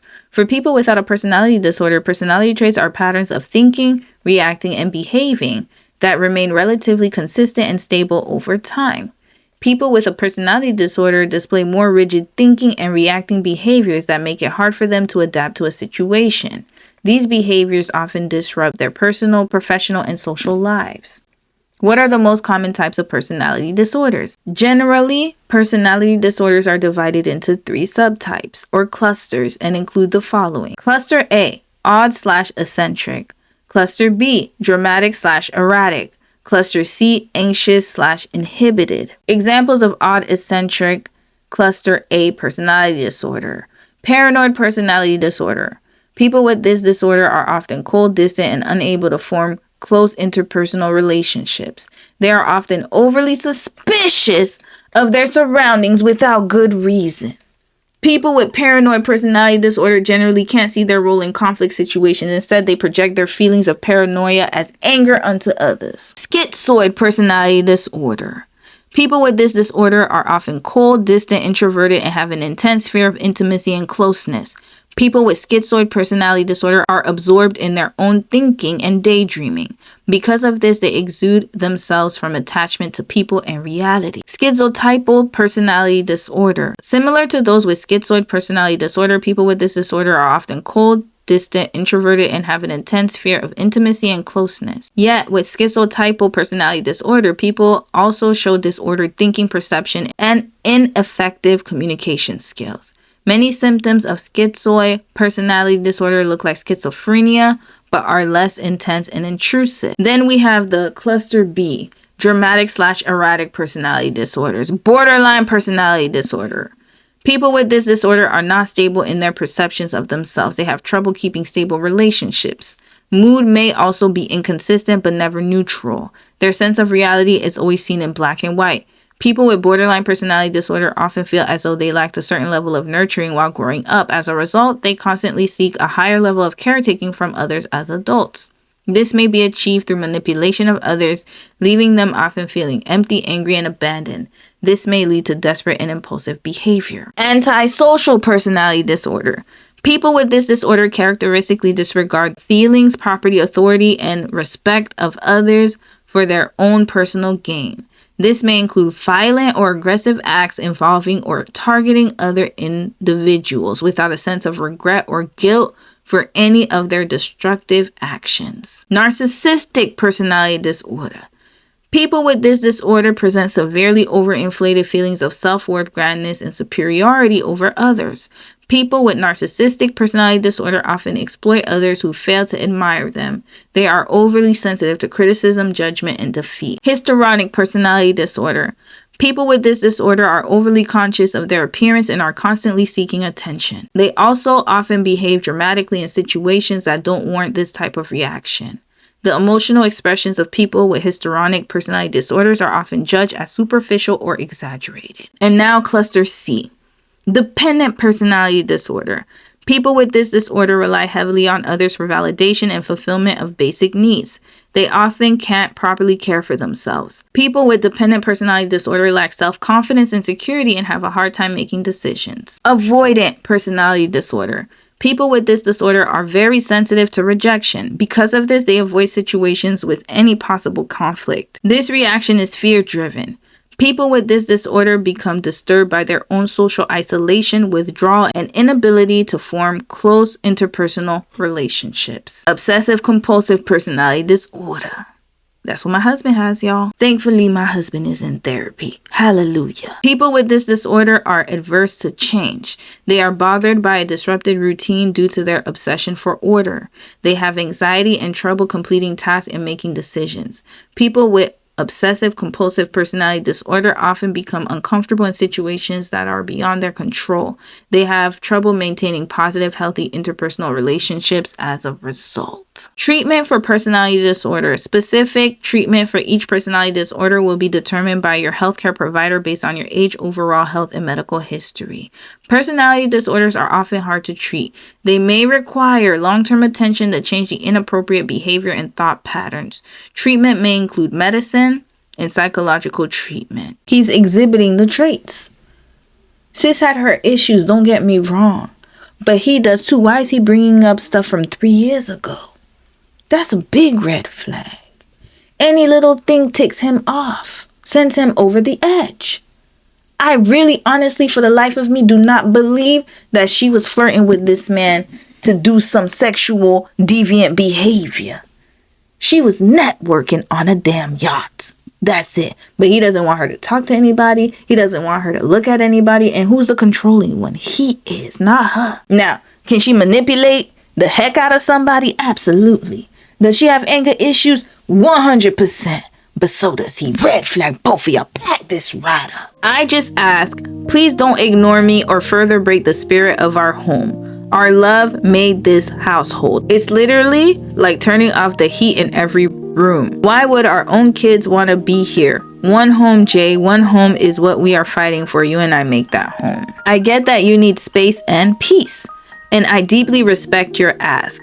This situation will soon pass. What I am doing to fix myself has begun. So in this time, how can I give you the space you need without us living like strangers or ignoring simple things like texts? He's ignoring her texts, y'all. Very childish behavior. Remember our wishes when we were in a good space. It shouldn't all be thrown away because of these challenging moments. We deserve to give the positive sides of ourselves what they wished for. Our actions in between these moments feed the love we are fighting to have. Here's my new number. Although I bought it upon myself, it was a very humbling process to see how accessible I was to everyone around me. All said, I have learned, and such inconvenience around this continues to punish me. Please see this one mistake as a child in me who learned a very hard lesson to become the wife and woman she is today. My goodness, Jeannie, you didn't need to apologize. He's jealous and immature. Red flag. Continuing, y'all. On a third occasion, on April 14, 2022, the parties were at the Ritz-Carlton Hotel in San Francisco. Before this trip, because the respondent moved her brother, her mother, the maternal grandmother's best friend, and her husband, my goodness, so many people, red flag, into the party's marital home in Atlanta without petitioner's knowledge or consent. The petitioner was unable to spend any quality time with his wife alone, and the parties were still basically newlyweds. The petitioner asked the respondent if they could spend more quality time together in the California residence. The respondent agreed. But when they arrived, the respondent's family members were there too. Red flag. They ain't got no jobs. Her brother, what does he do for a living? Her mama should be retired. Stay at your damn house with your husband. And why is the maternal grandmother's best friend and her husband in the mix? They ain't got no jobs either. What are they doing? Jeannie is the only one that can house these folks. She has 2 brothers, y'all. Oh, I forgot. One brother was smart. The one who decided to distance himself from all of this craziness and chaotic mess. This is the brother that was smart, y'all. He said, I'm not dealing with none of that. The petitioner then asked if they could get away to the Ritz-Carlton in San Francisco. The petitioner saw one of the respondent's family members in the elevator. The parties got into an argument about this trip. There was no choking or pushing, nor was there any violent physical contact. Hotel security was called because the respondent became very loud. The parties ended up resolving their issues. The very next day, respondent joined petitioner on a flight to Las Vegas, where petitioner was performing at a pre-scheduled event. If respondent had been physically and verbally assaulted by the petitioner, the police would have been called, and the respondent would not have accompanied the petitioner on his trip to Las Vegas on the next day. By April 16, 2022, the respondent was posting pictures of the parties while they were in Las Vegas. By April 18, 2022, the respondent was apologizing to the petitioner for her behavior. April 18, 2022. Every time we are in the same vibration, we make sense. Our whole story makes sense. Our journey before us makes sense. There is never a doubt except why we didn't meet earlier, when we are one. Let's take this time to back up and adjust our lens of who we are to one another. I am not just your wife. You are not just my husband. I have no right to harm you or treat you any less than you deserve. And same you to me. The same way I can't harm Monaco because she isn't just mine. There's a lot we have to learn. And I really believe that if we can get it down, we will be on our way to our highest selves we have never experienced before. Lord, Jeannie, what are you writing, a monologue? I asked, we both need accountability. I just realized we are each other's accountability. Like your friend Barry said, if one of us fail, we both lose the greatest thing he gifted to us. He can also take it away. Thank you for taking such sweet care of me and us. My wounds feel comforted. I hope I tended to yours the way you needed to.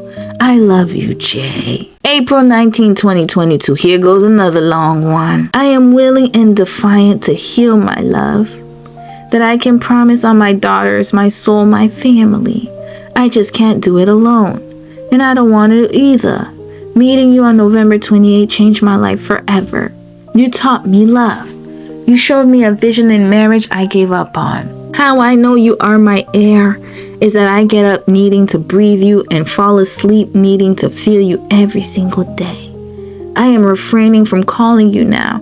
That's how much I miss my king. You would never get anything done if I really carried on about you the way I feel. I love you, Jay, in every action of the word, and I want to show you every day we have. Red flag, he wasn't even responding to her. This is the submissive wife he was seeking, y'all. I told y'all, they don't get treated well. I'm serious. It is just a coded word for being a doormat. And he's walking all over her. Has her sending these dissertation texts. And he's not even responding. He goes on to talk about the golf carting incident. So let's get that cleared up. So on June 19, 2022, it was Father's Day. Jeezy had his whole family over, his dad, his stepmother, his sister, his daughters, everybody. They were having a good time. All of his children, they were having a very good time. So they're drinking wine during the day, you know, chatting it up. Jeannie ends up gifting him a golf cart. And on the front of the golf cart, there's a tag that says, Great Dad. So after everybody leaves, they decide to go around on the golf cart. He's never driven one before. He does not know how to make a left turn. He makes a left turn, both of them fall off. He sustains injuries. She sustains injuries. But Jeezy is like, why is she using the pictures from her Okay, let's read these texts, y'all. What a romantic husband I have. Hard eyes, hard eyes, hard eyes. Baby done getting my hair cut. 45 to 50 minutes. I think he meant in 45 to 50 minutes. Can Monaco stay up so I can tell her good night? Yeah. Yes, Papa, we miss you. Injuries and saying that this is pretty much what happened to her at the Ritz-Carlton. She's saying, I've been abused by Jeezy. And I ain't gonna lie, he cleared her right up here. Red flag, Jeannie, why you lying in the court system? Both of y'all. Oh man, I know the judge. He needs to get a raise. Or she. They need to get a raise, y'all. Dealing with these two maniacs. On one occasion, when the parties were together, the respondent allowed her mother, the maternal grandmother, to drive petitioner's Range Rover to Popeye's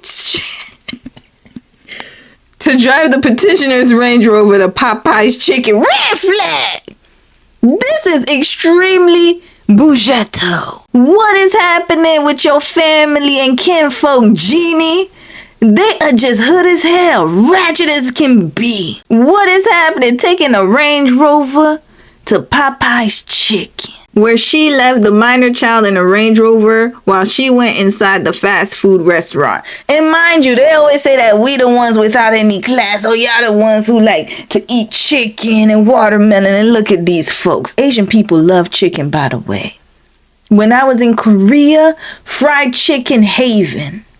They love fried chicken. They went to Popeye's Chicken, y'all. Being bad and bougie. Continuing. That decision was irresponsible and dangerous, and the parties had a disagreement and argument about the incident. The respondent seemed oblivious to the fact that leaving a minor child in a parked vehicle puts the child's life in danger, even if the child is left for just a moment. That's a red flag, Jeannie. Red flag. Jeannie, you should know this. You do not leave a child or an animal in the car. Everybody knows that, but of course you didn't. You're absent-minded. You need to get help. The petitioner absolutely practices pew-pew safety as a pew-pew owner. And the petitioner undoubtedly loves the party's minor child just as much as the respondent does.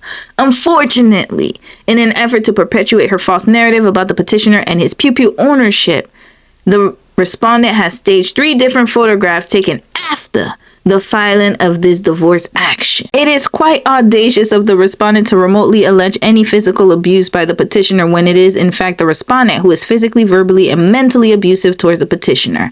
Respondent's failed attempt to control petitioner has exacerbated respondent's desperate attempts to assassinate petitioner's character. Since the inception of the party's marriage, respondent's erratic behavior and jealousy towards the petitioner's work schedule caused imminent problems for the parties. In fact, respondent's behavior was so capricious that she would often threaten to end petitioner's career when he refused to yield to her demands to cancel appearances and professional obligations to stay home with her and the party's minor child.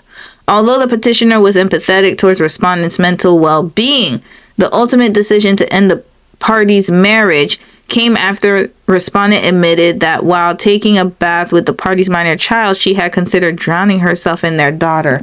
That's postpartum, y'all. This is postpartum. She was dealing with a lot of issues, leaving her child in the car unattended, considering unaliving herself and her daughter. Classic case of postpartum. She was dealing with a lot. And you sitting here adding to the chaos.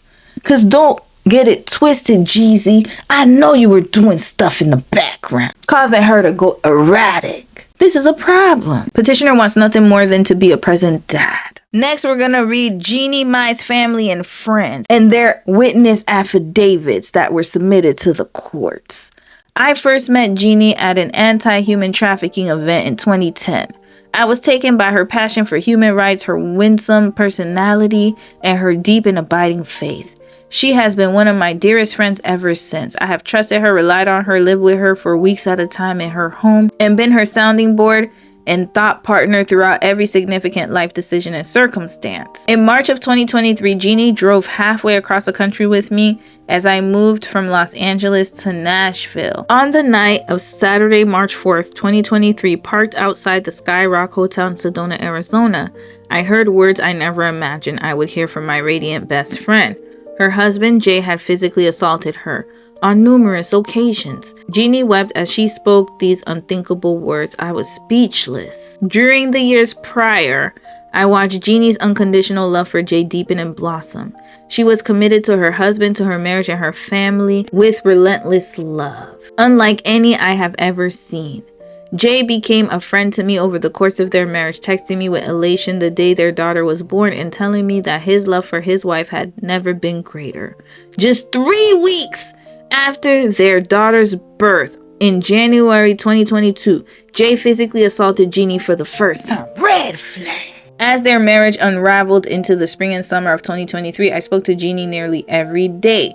I witnessed her undergo physical, emotional, and psychological abuse. I watched her wither under the hand of an intensely controlling husband. Some days he was the man she had fallen in love with, sharing effusive messages of his deep, committed, and unyielding love for her up until the week of his divorce filing. Other times, he would stonewall Jeannie for weeks on end, ignoring her and avoiding her in their own household. He would regularly obsess over where she was, who she was with, and who she was speaking to. I'm not surprised. Which led Jeannie to rarely leave the home or see other people in Atlanta. And this would make sense because he's a hood dude.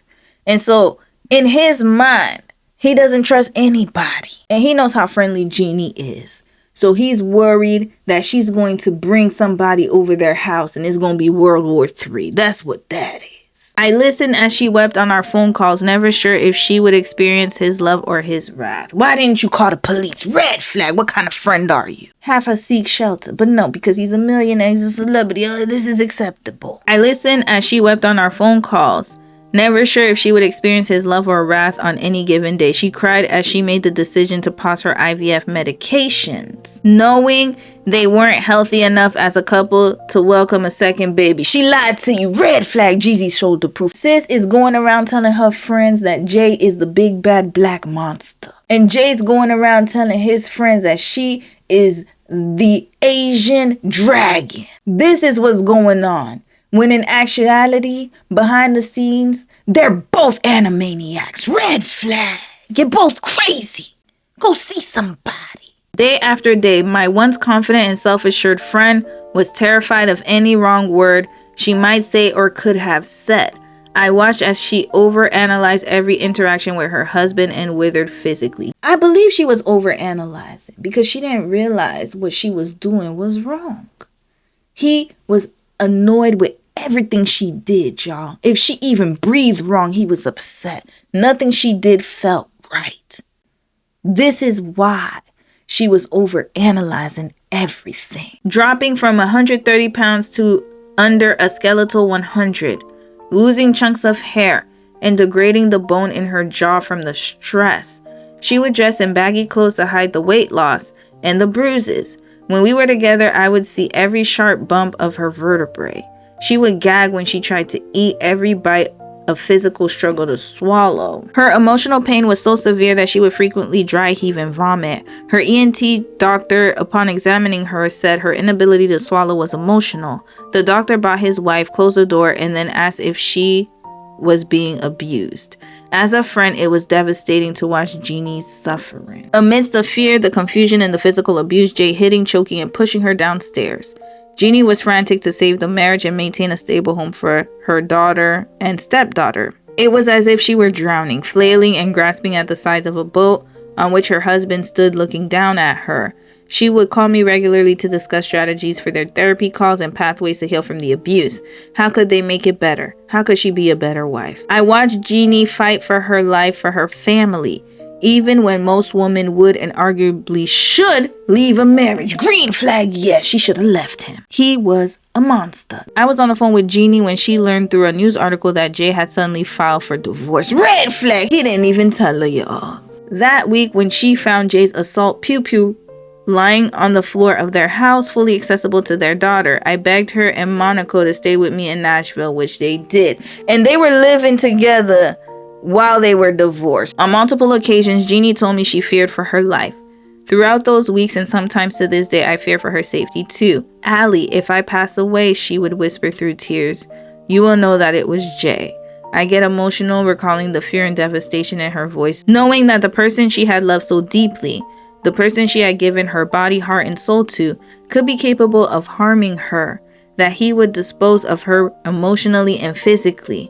Today, I still remain stunned by what has transpired through Jay and Jeannie's divorce. Never in my wildest nightmares could I have imagined someone doing so much physical and emotional harm to my best friend. Red flag, you're not a good friend, sis. You're a sounding board. You're a yes woman. If you were really her friend, you would gather her all the way together. Sis has anger issues and you didn't even realize that? You wasted your statement. I am heartbroken by the pain she has undergone and the long road of healing still ahead. Yet amidst it all, Jeannie has shown a level of strength and resiliency beyond any person I have ever met. The way Jeannie continues to show up with presence and joy for her daughter Monaco every day awes me. The way she continues to excel in her career amidst paralyzing stress and hardships inspires me. Looking back, I still believe that Jeannie and Jay's early love was incredibly deep and very real. Jay is a traumatized man who was once an abused little boy. Any man who would lay hands on his wife, physically assault his son, and leave assault pew-pews around the house accessible to his children would have to have been traumatized himself. Red flag, you knew all this before she married him. But you was probably smiling, cheesing at the wedding because he's a millionaire. Stop it, bestie. You're not a bestie, you're an enabler. My prayer is that Jay steps back from the public light in his efforts to become a motivational speaker and instead begins the honest work of addressing his deep-seated trauma and propensity for violence. Throw Jeannie in that too while you're at it, ma'am. The day he filed for divorce, he declined his wife's calls as he sat at his mother's grave, his original abuser. I still care for Jay as a person and as a former friend. Witnessing him consistently lie in obscure facts throughout his divorce filings to date tells me he is a long ways away from the healing he needs. Your friend is too. Someday, I hope he seeks forgiveness for the unfathomable pain he caused to Jeannie, to all of his children, and to both the extended Mike and Jenkins families. I hope for this with all my heart. Good night, sis. Pack this up. How can you hold Jeezy accountable but not your bestie accountable? Pack you right up. Wrap it up with you, Allie. Bye. Now this one looks like it's from her brother. I have only visited my sister Jeannie and then brother-in-law Jay 2 times at their home in Atlanta apart from attending their wedding. I think he's the one that stayed the hell away from that family. During a particular holiday, I was asked to take some of the Christmas gifts and place them on Jay's side of the bed in their primary bedroom. I was informed that his side of the bed was marked by a picture of Amra, his daughter, and Jeannie. Upon approaching the bed, I noticed a pew-pew on the nightstand on Jay's side of the bed. While I wasn't entirely surprised that Jay might own pew-pews, I was taken aback by the positioning of the pew-pew and the irony of it being beside a family picture of my sister and his daughter. Concerned for the safety of the children in the house, I took a picture of the pew-pew to show my sister. I wanted to ensure that the pew-pew was safely put away, especially since Amra often follows Jeannie into their bedroom. I sincerely hope that Jay's pew-pews can be safely locked and secured to prevent any potential accidents, as there are far too many accidental pew-pew unalivings occurring in homes today. He's right.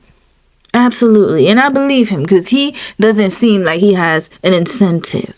I believe that Jeezy was leaving pew-pews all around. You want to know how I know that? Because if somebody runs up on you, you got to have it accessible so you can boom, boom, boom, blast off. That's why I believe that he did have it on the floor. During both of my visits to the Atlanta home, Jeannie was a primary caregiver to both Monaco and Amber. So she was taking care of her daughter and stepdaughter. Red flag. He wasn't even home to take care of his own daughter. The one he had with the ex. She involved them in all her daily activities, including preparing meals, doing laundry, and cleaning the house. It was heartwarming to see my sister in a maternal role, and it was evident that Amra was treated just like her own daughter even before Monica was born. This sentiment is shared by everyone in our family. I taught Amra how to take down Christmas decorations and be more organized with her chores.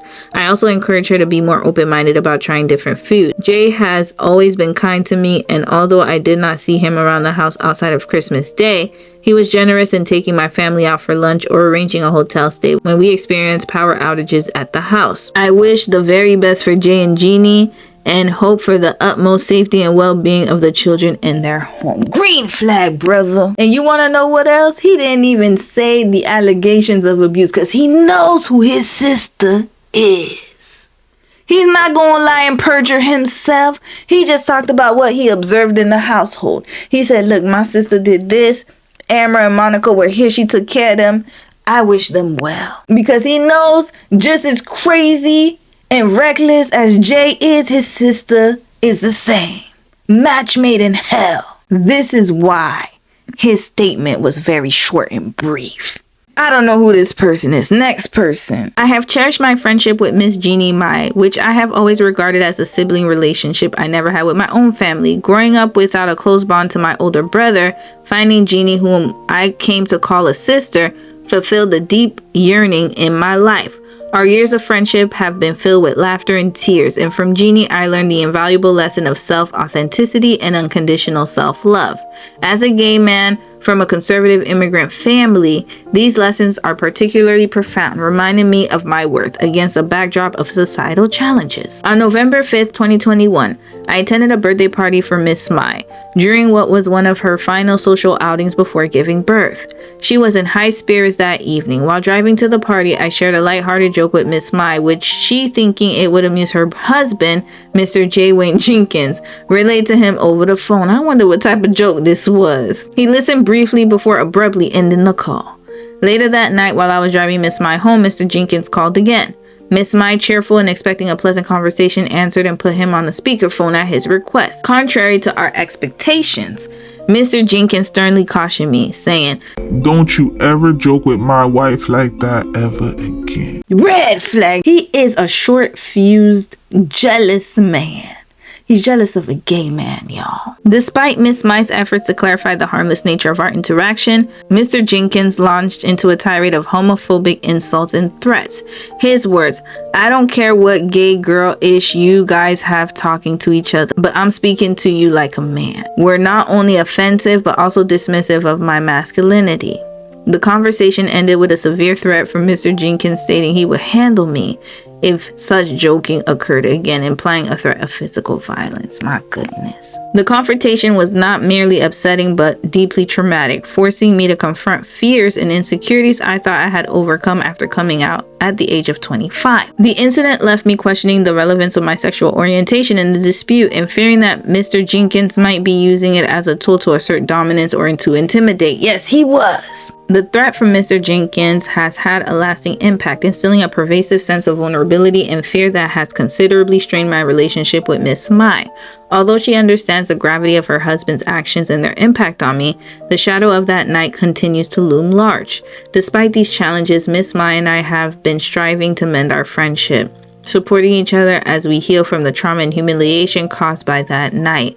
Our efforts to reconcile are marked by mutual understanding and a shared commitment to overcoming adversity. Miss Mai's intrinsic warmth and integrity have always been the cornerstone of our bond, and it is heartbreaking to see her spirit dampened by the fear induced by her controlling partner. My deepest hope for Jeannie is that she finds strength and security, not just for her own well-being, but also for her daughter, Monaco. The next person on the docket.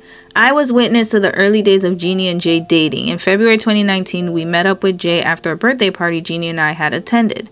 This was my first and last time meeting him in person. While ordering appetizers and listening to music at the restaurant, Jay had asked that I explain to Jeannie how our, parentheses, black people, have certain expectations in relationships. Jeannie went on to elaborate that Jay was referencing how he did not agree with her engaging with his staff or friends in conversation or greeting people with a hug. What's he talking about? Black people do this. Red flag. What is he talking about? Oh, you talking about the hoodlums that you hang around with? Y'all dap each other up and hug each other all day long. Please, Jeezy. What do you mean we don't hug people?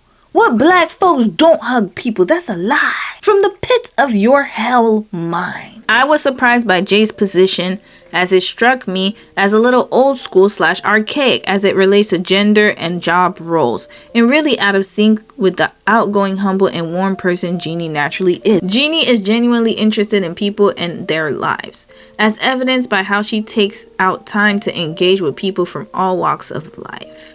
I did not think about this conversation with Jay and Jeannie again until the evening of February 21st, 2024. This is when Jeannie confided in me that Jay had become controlling, as well as both physically and verbally abusive after they married. I was heartbroken for her and Monaco upon learning this. I reminded Jeannie about the conversation in the restaurant in February 2019, and how I wish I had the hindsight I do now to have it seen as a potential red flag for future controlling behavior. It is a big red flag, sis. I was also alarmed by Jeannie describing how Jay left pew-pews out in the open around their Atlanta house where their daughter Monaco could and did come across them. The problem I have with Jeannie is she ain't do nothing about it. The darker account above is the antithesis of my direct experiences with Jeannie and Monaco. As a businesswoman, I admired how Jeannie prioritized her parenting responsibilities by negotiating that Monaco would accompany her on all business trips. Next one. I have known Jeannie Kamtumai since 2018. I state the following is true and accurate pursuant to my personal knowledge. Jay and I began dating at the end of 2009 and later moved in together. Red flag! This is his ex-fiance, y'all. Lord! Here we go. We were together for almost 10 years before ending our relationship. During the course of our relationship, we welcomed our daughter Amra. I've witnessed Jay be a devoted, caring, and present father to our daughter and his oldest child. Really, sis? You sure? I done drug all your business out. Hold up. For almost 4 years, Jay's eldest child lived with us, and I was able to see their relationship grow every day. At no point was Jay ever physically, mentally, or emotionally abusive to his children or I. Red flag! He beat his son up in the shower. And you're lying under oath, sis. Jay is one of the most peaceful people I have ever met. Red flag, you're lying. Peaceful Jay Wayne Jenkins.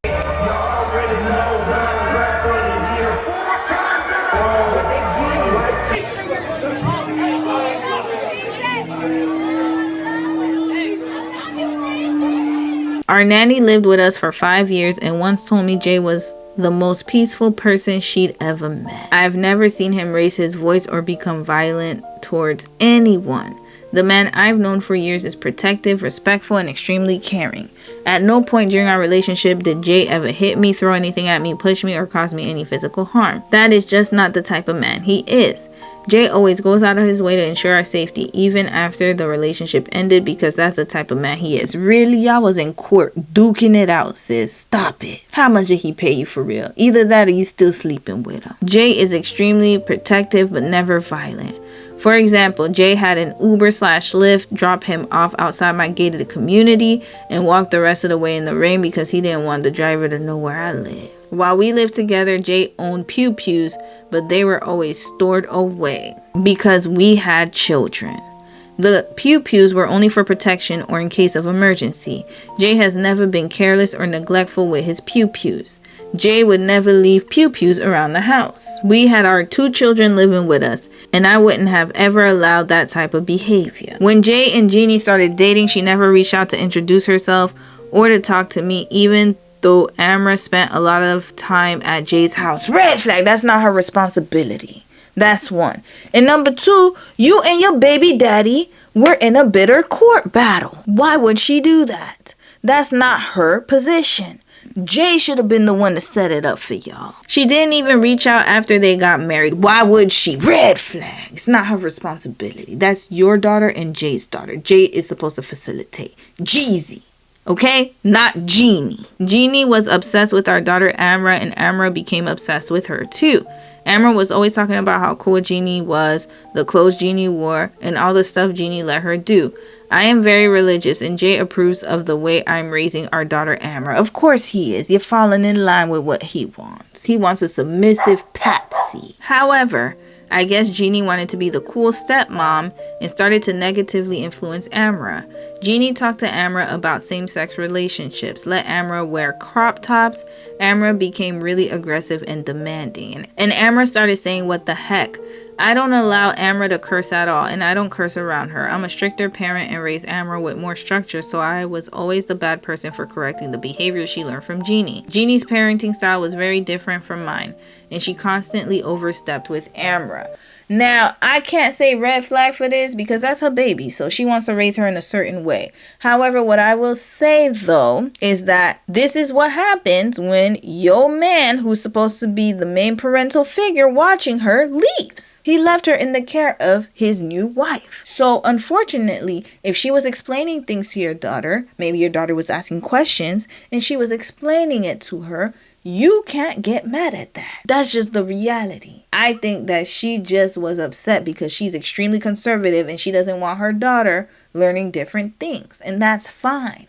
But that's up to her father to be there. Why should she reach out when your daughter's going to her house? That makes no sense at all. Anyway, even though I hadn't had a conversation with Jeannie, Jeannie accused me of physically abusing Amra. Dr. Alexander, Amra's therapist, asked to speak with me after one of Amra's sessions and told me that Jeannie called up to the office and said I was physically abusive to Amra. I was so hurt and upset that she would make up those lies about me. Dr. Alexander told me that it appears Jeannie was attempting to build a case against me. When I told Jay, he had no idea that Jeannie had even reached out to Dr. Alexander's office. Red flag. Jeannie, why are you causing issues? Jeezy should have been the one contacting his baby mother, not you, trying to meddle. After everything she said about me, Jeannie reached out for the first time after the divorce was filed and told me I was an amazing mom. She apparently had my number all these years in case of an emergency and just never reached out. How do we know that Jeezy didn't tell her not to? Mahi? Are you not a logical thinker? You think your ex-man / the man I think that you are still sleeping with allegedly would let her talk to you? Come on now. I don't think so. It's him. He was triangulating y'all.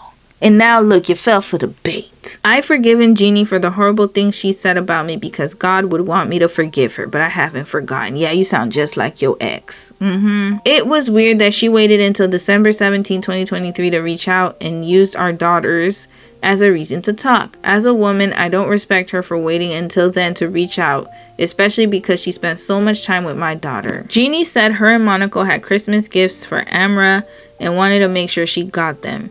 Jeannie also wanted the girls to be able to call each other because they miss each other so much.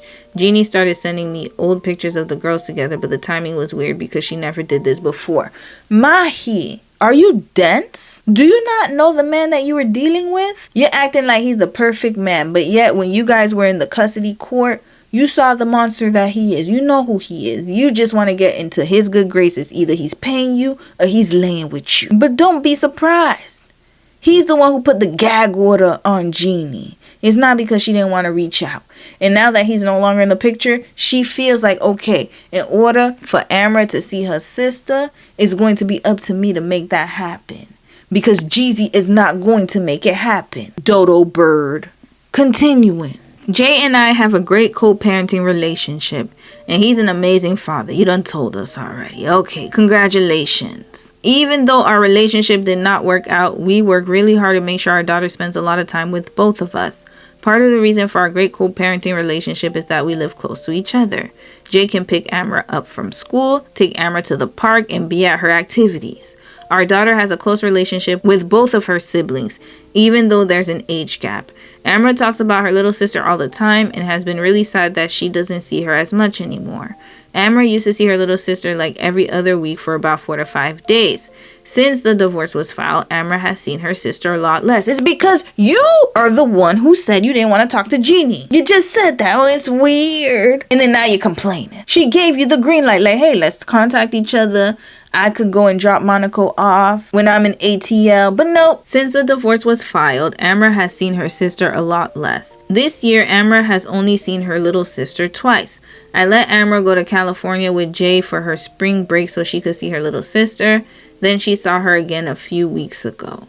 This has been really hard for Amber, and I can only imagine how much Jay misses Monaco too. Yeah, male identified. Religion and submissiveness and bird brain behavior for men go hand in hand, y'all. Notice how she forgives and forgets with Jay, but she can't forgive and forget with Jeannie. Red flag. You have a lot of grace for your menace of a baby daddy. Jeezy's BM Mahi responds to rappers' claims she's crazy and jealous. Jeezy has some baby mama drama on his hands.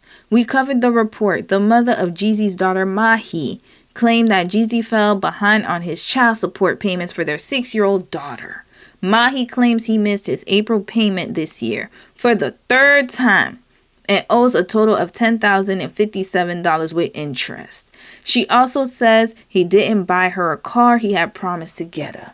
Mahi is also upset that Jeezy didn't download a co-parenting app intended for communicating about their child. As a result, she reportedly wants Jeezy placed in jail. Red flag. You were trying to tell us he's a peaceful and humble servant. And look at this man on demon time. His actions do not align. Ma'am. Jeezy responded to the drama and said that he was caught up on his payments and that his ex was jealous of his new engagement to Jeannie Mai. The 2020 Pyrex Vision rapper also said he was worried about Mahi's mental state since she was allegedly having manic fits and threatened his life. Sounds very familiar. It's a pattern. Of course it is. Reported on Boss Up, Mahi is speaking out against Jeezy's claims. She said he's telling lies and slandering her name. She denied trying to unalive him and says she's not jealous of his new relationship. In fact, according to new legal documents, Mahi had no clue Jeezy was going to propose to Jeannie on the evening of March 27. She said that morning through her lawyer. She told Jeezy if he didn't make a court-ordered payment towards a car for her, that she'd file a motion for contempt for him by the end of the day. Mahi says the timing of the emails proves she had no idea what he was doing in his personal life. And this also proves that he didn't want Jeannie to contact you for all those years, ma'am. What's not clicking? Mahi also said if she's such an unstable mother, why hasn't Jeezy tried to remove their daughter from her custody in the court docs obtained by Bossip? Mahi said how low petitioner has sunk to make up this type of slanderous lie to defend himself. This is what the problem is. He slandered you, drug your name through the mud. He said that you're mentally unstable, and here you are caping for him. You hated Jeannie so much that you would put all of that aside just to cape for a man who literally didn't give a damn about you. This is the sad part of it all, sis. You should have just kept quiet. You're the last one that should have defended him. You notice his first baby mother didn't even send any type of affidavit. She understands the assignment. She's like, look, this man done put me through hell. I am not going to send no character statement for his dusty ass. But here you go, flying like a bird. I guess the pew pew pictures were enough evidence for Jeezy to backtrack. Jeezy backtracks full custody request of 2-year-old daughter Monaco with Jeannie Mai. Red flag. Why were you even trying to get full custody, Jeezy? Oh, so you can make her life a living hell. That's why. Because you never tried to get full custody of your other kids. Why Monaco? Oh, y'all thought this was finished? No. It gets uglier, y'all. Jeezy was featured on JT from the City Girls song Okay, the remix. And he had a lot to say, y'all. So let's hear a little bit of it. Summer 24, single as $1 bill. Handsome and wealthy, can't forget the fact. Why you got choppers in the house? Summer Still, a bitch that never kept me slipping. Yeah, banana peel. Ever lost the real when you dropped the ball, baby? Young Jalen Brown, yeah, I'm about to ball, baby. Then I was over, I'm like, okay. Mama looking down on the boy, she like, go. Red flag. Why you got choppers in the house? Cause I'm a N-word still. A B-word will never catch me slipping. Yeah, banana peel. The real Jeezy was back, y'all. This is really him. This is the real him, you see. And Jeannie as well. They're both themselves now. We have another update about their divorce battle. Jeezy wants judge to order parental fitness exam for him and Jeannie Mai as divorce battle heats up. And this was published by the Jasmine brand. The divorce battle between Jeannie Mai and Jeezy continues. The latest reports on the ex-couple claims that the put-on rapper wants the judge to order a parental fitness exam for him and Jeannie Mai. He's also asking for joint physical custody of their 2-year-old daughter. His requests don't end there.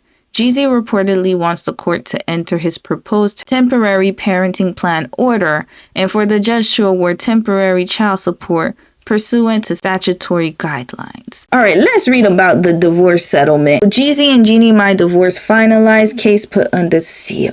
According to TMZ, Jeezy and Jeannie Mai's divorce is in the books because they've come to a settlement and they're going out of their way to keep the details under wraps. According to new court docs obtained by TMZ, the two exes who've been squabbling a lot lately over child custody, claims of abuse, and other ugly tidbits have settled their divorce. And not just that, they filed to wrap up the whole thing under seal so the details won't be public. Of course, there was a ton of back and forth over the past few months, with Jeezy alleging Jeannie was keeping their daughter away from him and making his parenting time with their child incredibly difficult. And Jeannie fired back, suggesting that Jeezy kept pew-pews around in a way that wasn't safe with a child around, and also made big DV claims against him. While it seemed like this thing was going to drag out for a while in the public eye, Jeezy and Jeannie have now settled the case and got an order allowing them to place all the docs under seal. Therefore, the details of their settlement will remain hidden from public view, including any terms about custody, child support, property splits, and or spousal support. It's been a long saga, but it's all over now, and they're officially unattached in the eyes of the Lord. Hallelujah. Just when we thought this was all over, in September 5th of 2024, Jeannie Mai said, I want my money and my car titles like we agreed to. So it looked like Jeannie was being non-compliant. Red flag. He's always doing whatever the hell he wants to do.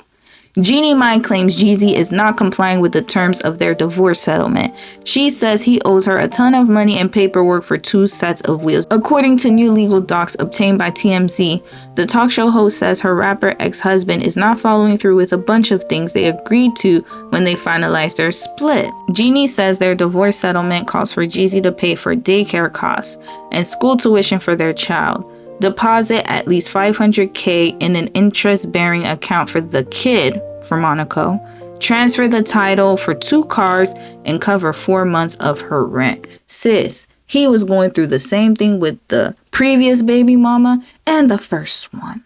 This man has never kept up with his end of the agreements because he doesn't care. And yet you thought you were different. And so for that, I'm going to give you a red flag. You should have known, Jeannie. I'm sorry. I have to say it. It was very clear from the beginning. It's a pattern with this man. Continuing. Thing is, Jeannie claims Jeezy failed to follow through on these things, and she says he's ghosting her and hanging her out to dry, just like he did with the other 2 baby mamas. But you were a wife, so you thought you were a little special, but nope. He treated you like a baby mama too, just a little elevated. That's all that was. And so now the only reason he's being nice and extremely cooperative with Mahi and the first one is because he doesn't like you now. You're his new victim. That's why. In the docs, Jeannie claims Jeezy already owes her $4,000 for tuition and childcare costs, and she says he hasn't given her access to the $500K account he's supposed to set up for their daughter. As for the cars, Jeannie says their divorce settlement called for her to walk away from the marriage with a 2021 Range Rover and a 2022 Ford Bronco, but she says Jeezy has yet to transfer the titles over to her, preventing her from being able to insure the vehicles and delaying her ability to have the Bronco shipped from Atlanta to LA. This man is a demon. Jeannie needs to be on the show Who the F Did I Marry? Because he's on demon time right here. Look at him. Look at him. Jeannie also claims the divorce settlement calls for Jeezy to cover her rent for May through August, but she says he's yet to reimburse her and owes $92,417.39 for nearly 4 months of rent payments. TMZ broke the story. Jeannie and Jeezy finalized their divorce June 11th and settlement was put under seal. As such, this is the first peek into their agreement. Yeah, because he got it his way. Jeannie says her lawyers have tried to get Jeezy to follow the terms of their settlement by going through his team, but she says his side stopped responding in July. And now she's asking the court for help enforcing the settlement. She wants him held in contempt and is going after him for what she says he owes plus interest. In December of 2024, things got even messier. So there was an article published by The Root and the title reads, "Yikes. Jeezy, Jeannie, My Divorce takes yet another messy turn, and this time police are involved." They had the cops involved, y'all. Red flag. This is getting out of hand. What is going on here? But then I'm not even surprised. Look at these two. They do not know how to diffuse situations. They don't know how to calm down. They don't know how to apply any of the techniques they learned in therapy. These two were in therapy, and they still are acting a fool. Let's continue. If you thought the mess between rapper Jeezy and his ex-wife Jeannie Mai was going to stay in 2024, then boy, do we have news for you. Unfortunately, it may not be news you're going to like. In new court documents obtained by InStyle on Friday, it appears the two got embroiled in yet another dispute back in December 2024 that reportedly ended up with the police getting called. The impetus, an alleged pre-scheduled visit to Jeezy's house in Georgia that a judge allowed via court order for Mai to retrieve boxes with her last things in them, like handbags, shoes, her Emmys, and other trophies, and more that were reportedly inside the garage. However, when she was there, she was refused entry by the house manager on the orders of Jeezy. Red flag, it was court ordered. See, he is extremely defiant when he doesn't get his way. Nobody could tell him what to do. And then after that, he wants to play victim. Oh, sisters, you gotta help me out. We gotta stick together, y'all. We gotta stick together. And then look what he's doing. This man is being a menace on purpose.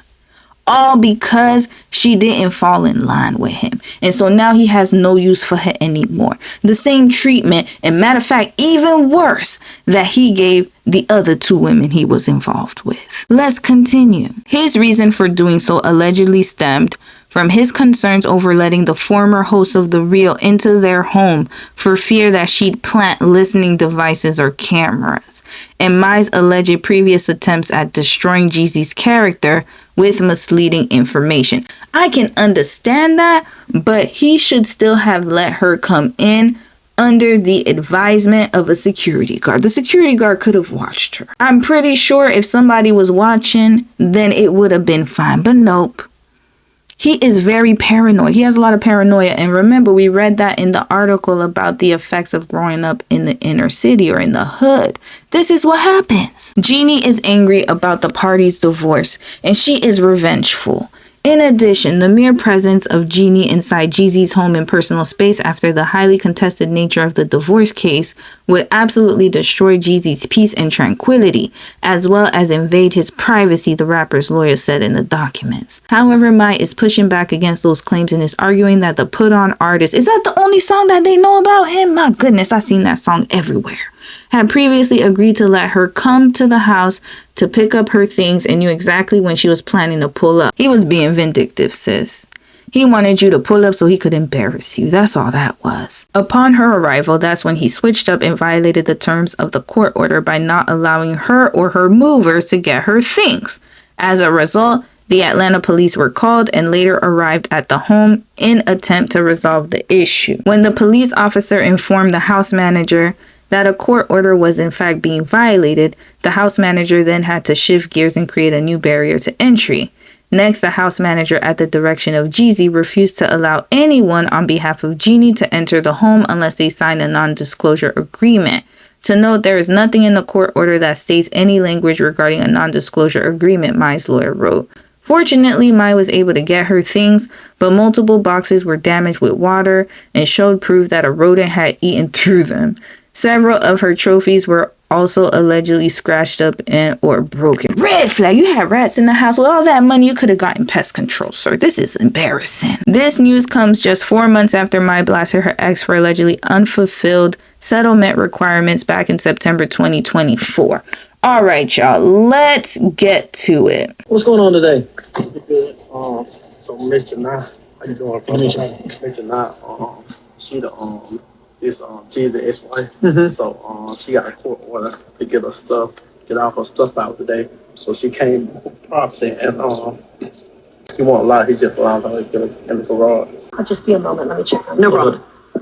On it, she'll pick up her few listed items on Exhibit 8 on or before December 15th. In 7 days of entry of this order, petitioner shall provide a response with all information regarding application mechanism. Okay, here we go. In 21 days of entry of this order, which was this November 27th at 16:17 hours, petitioner shall provide respondent with all information regarding the application. Respondent shall collect any and all remaining personal items from marital home here. This petitioner shall not be present at the marital residence when this collection occurs, but may designate a representative to be present. Petitioner and respondent agreeing on equal split 50-50 of costs may choose. Sorry, I didn't mean to have that encounter. I'm Jeannie. Nice to see you. Member of the Fulton County Sheriff's Office or other law enforcement or other agreed upon third party to be present. All right, so you are here for Emmys, other trophies, makeup, hair, lights, mirrors, books, personal photographs, clothing, handbags, shoes, accessories, other personal items, basically. I'm here for those and a walkthrough, but the walkthrough's not happening, so I'm okay with, obviously, I don't know how your protocol is, but I was told by my lawyers, just don't leave the premises without a report being made so that I can take this to Judge Williams. Yeah, that's fine. So it says in here that your, I take soon to be ex-husband. Already ex. Okay, ex-husband is not supposed to be here for your walkthrough. I mean, he can or can't. I just know he needs to have security. Okay. And then I was allowed security, and I was told that if I do walk through, that he has a security or his representative to walk with me as I walk through. That's what I know about. I'm not sure if he was. I don't remember him being forbidden not to be here, but it wasn't a problem to me if he was. Division of furnishing. And I take it, do you have like an itemized list of everything that you don't believe to be boxed up? Yes, I do. You do? Okay. Yes. That's fine. Like I said, I can't prove what's yours or Of what's course. his, and No, I mean, you guys would know, but. Yeah. Okay. I what I was told, and obviously you guys know your job better than I do. Okay. Over there, so we can get the truck in and out. Sure. Thank you. They'll be here at 1:09. Oh, okay, perfect. What I was told is when an order isn't being complied with when it comes to entry, that you guys would come and approach the situation to see if they really are confirming they're not allowing, which I think she just already did, and then you would make a report. And that's all I Is Mr. expected. Jenkins here on ground? I heard he's not. I don't think he is. I don't think he is. Okay, well, I mean, if he's not, then I don't know if I would let a third party, I mean, I take it this was y'all's home together? Yes. Just obviously coming in after the fact? Yeah. I mean, if I wasn't at my house, I don't know how I'd feel about a third party letting someone through. Not saying you're not trustworthy, Of but. course not. But that's where it's made very clear that he has to let me in before the 15th. Oh, buddy. He has to let me in before the 15th. And also has to have a third party, which would be her or a security, which he has both here to walk me through. So they're here, ready to walk me through. At this point, what are the rules when you don't follow court orders? take it for the judge and render some judgment. I mean, there's not much we can do if he's not here. If you were behind the door and I could talk to him, sir, do you mind if we come through with body cameras? I wouldn't mind you guys walking with me, yeah. Or maybe, is that even an option? Can we maybe ask? It is, but when it comes to court orders, we as law enforcement have to be very hesitant on what borders we push. If it's, you like this is paper, this is black and white, obviously. We can't really muddy those lines versus if you showed up like, hey, I'm going out of town, I'm moving to Cali, I'd like to get some stuff. Sure, I agree, the officers can escort you with their body cameras. When it comes to court orders, we can't really change any of the margins with and this. I wouldn't ask you to, yeah. But let me just read through and see. It'll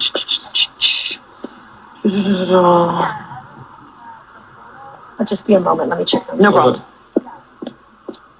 Court ordered signed by a judge says that she can get a walkthrough, and he's saying no.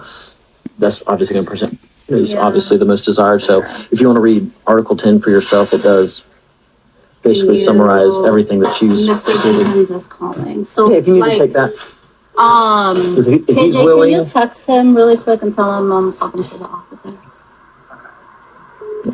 like I said, I'm not trying to do any undue paperwork for anybody. I don't know what I'm.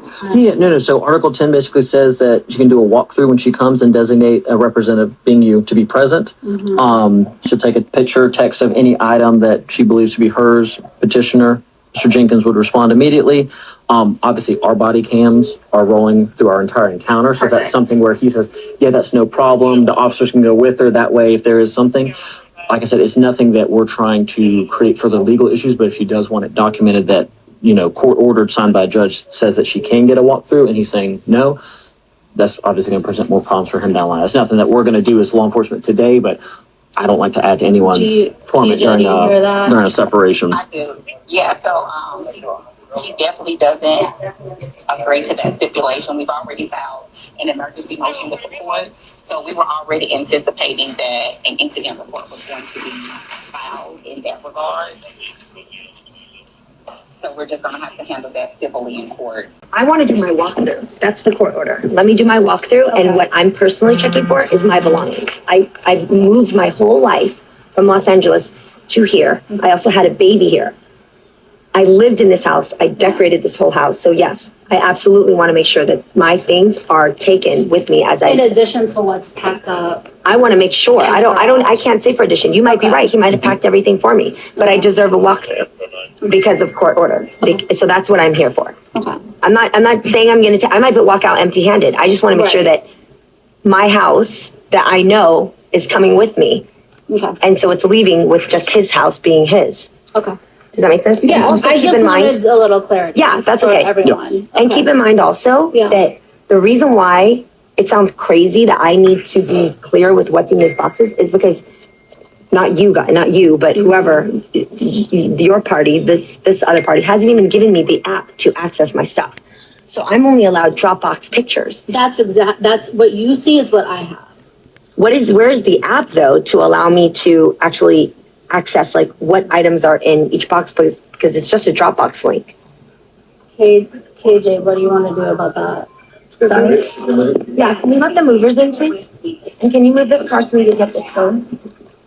I just feel like they're wanting me to move and get these out, but then they're resisting. I understand. Because I'm the movers are here. We've been here since 9. Since 9, yeah. Okay. And they're going to be busy so fast. Control the movers again. Yes. Gotcha. Was Mr. Jenkins pre-alerted that you guys were going to come on this date? I was told. Because I don't know any of the history, so I'm just asking out of curiosity. Correct. I'm going to call to make sure because... Red flag. You don't even know if he was aware. And also, they were there since 9 o'clock. It is currently 1 o'clock according to this body cam footage, Lord. My goodness, this is a mess. Now she gotta call somebody, be like, did you tell him? Why can't y'all just communicate with each other? Oh, I forgot. They're too immature. Let's continue. Whoever is claiming to be his attorney on the phone is stating that, hey, we're aware of that. We're going to work it out in court. So they know that he has dismissed your request to be a court order for that. So it's all on body cam. But like I said, as long as you can get 90% of your stuff out. Like I said, you know what's in the house. I don't, or you might know what's in there. But unfortunately, that's kind of how it goes with, shared marital property is. Box 1, here's picture 1. I thought it was that, which I'm not asking you to do. I'm just being clear because what was told to me in court, what made it seem like it was that easy, that I wouldn't have to go through any box. I could look at it, pop it open, go, look, that's this Every box. QR code, I mean, there's No, a but general K07 photo app. of what's in there. But now this makes sense with what I was trying to tell you earlier. There are 10 boxes to K07F and you don't know what's in each box. You have to open them to see if they actually match each of those pictures, which I'm not gonna do. Right. But I just want you to hear, KJ, are you still on? Yes, ma'am. I just, thank you. I just want you to know that when I'm coming here, there are boxes that are damaged, clothes that are exposed. There's the one box, I'll send it to you. Have you gone through all the boxes? What do you mean? Have you gone through all the boxes to know which has been damaged and not? there. I'm just saying you're throwing out blanket statements in front of me without being factual. Let's be factual. One box now is damaged, but we have not gone through all the boxes. I'll take photo, yeah, we can take. Jeannie, that lady doesn't get paid enough to deal with you. This is obviously Jeezy being in contempt. You need to take him to court.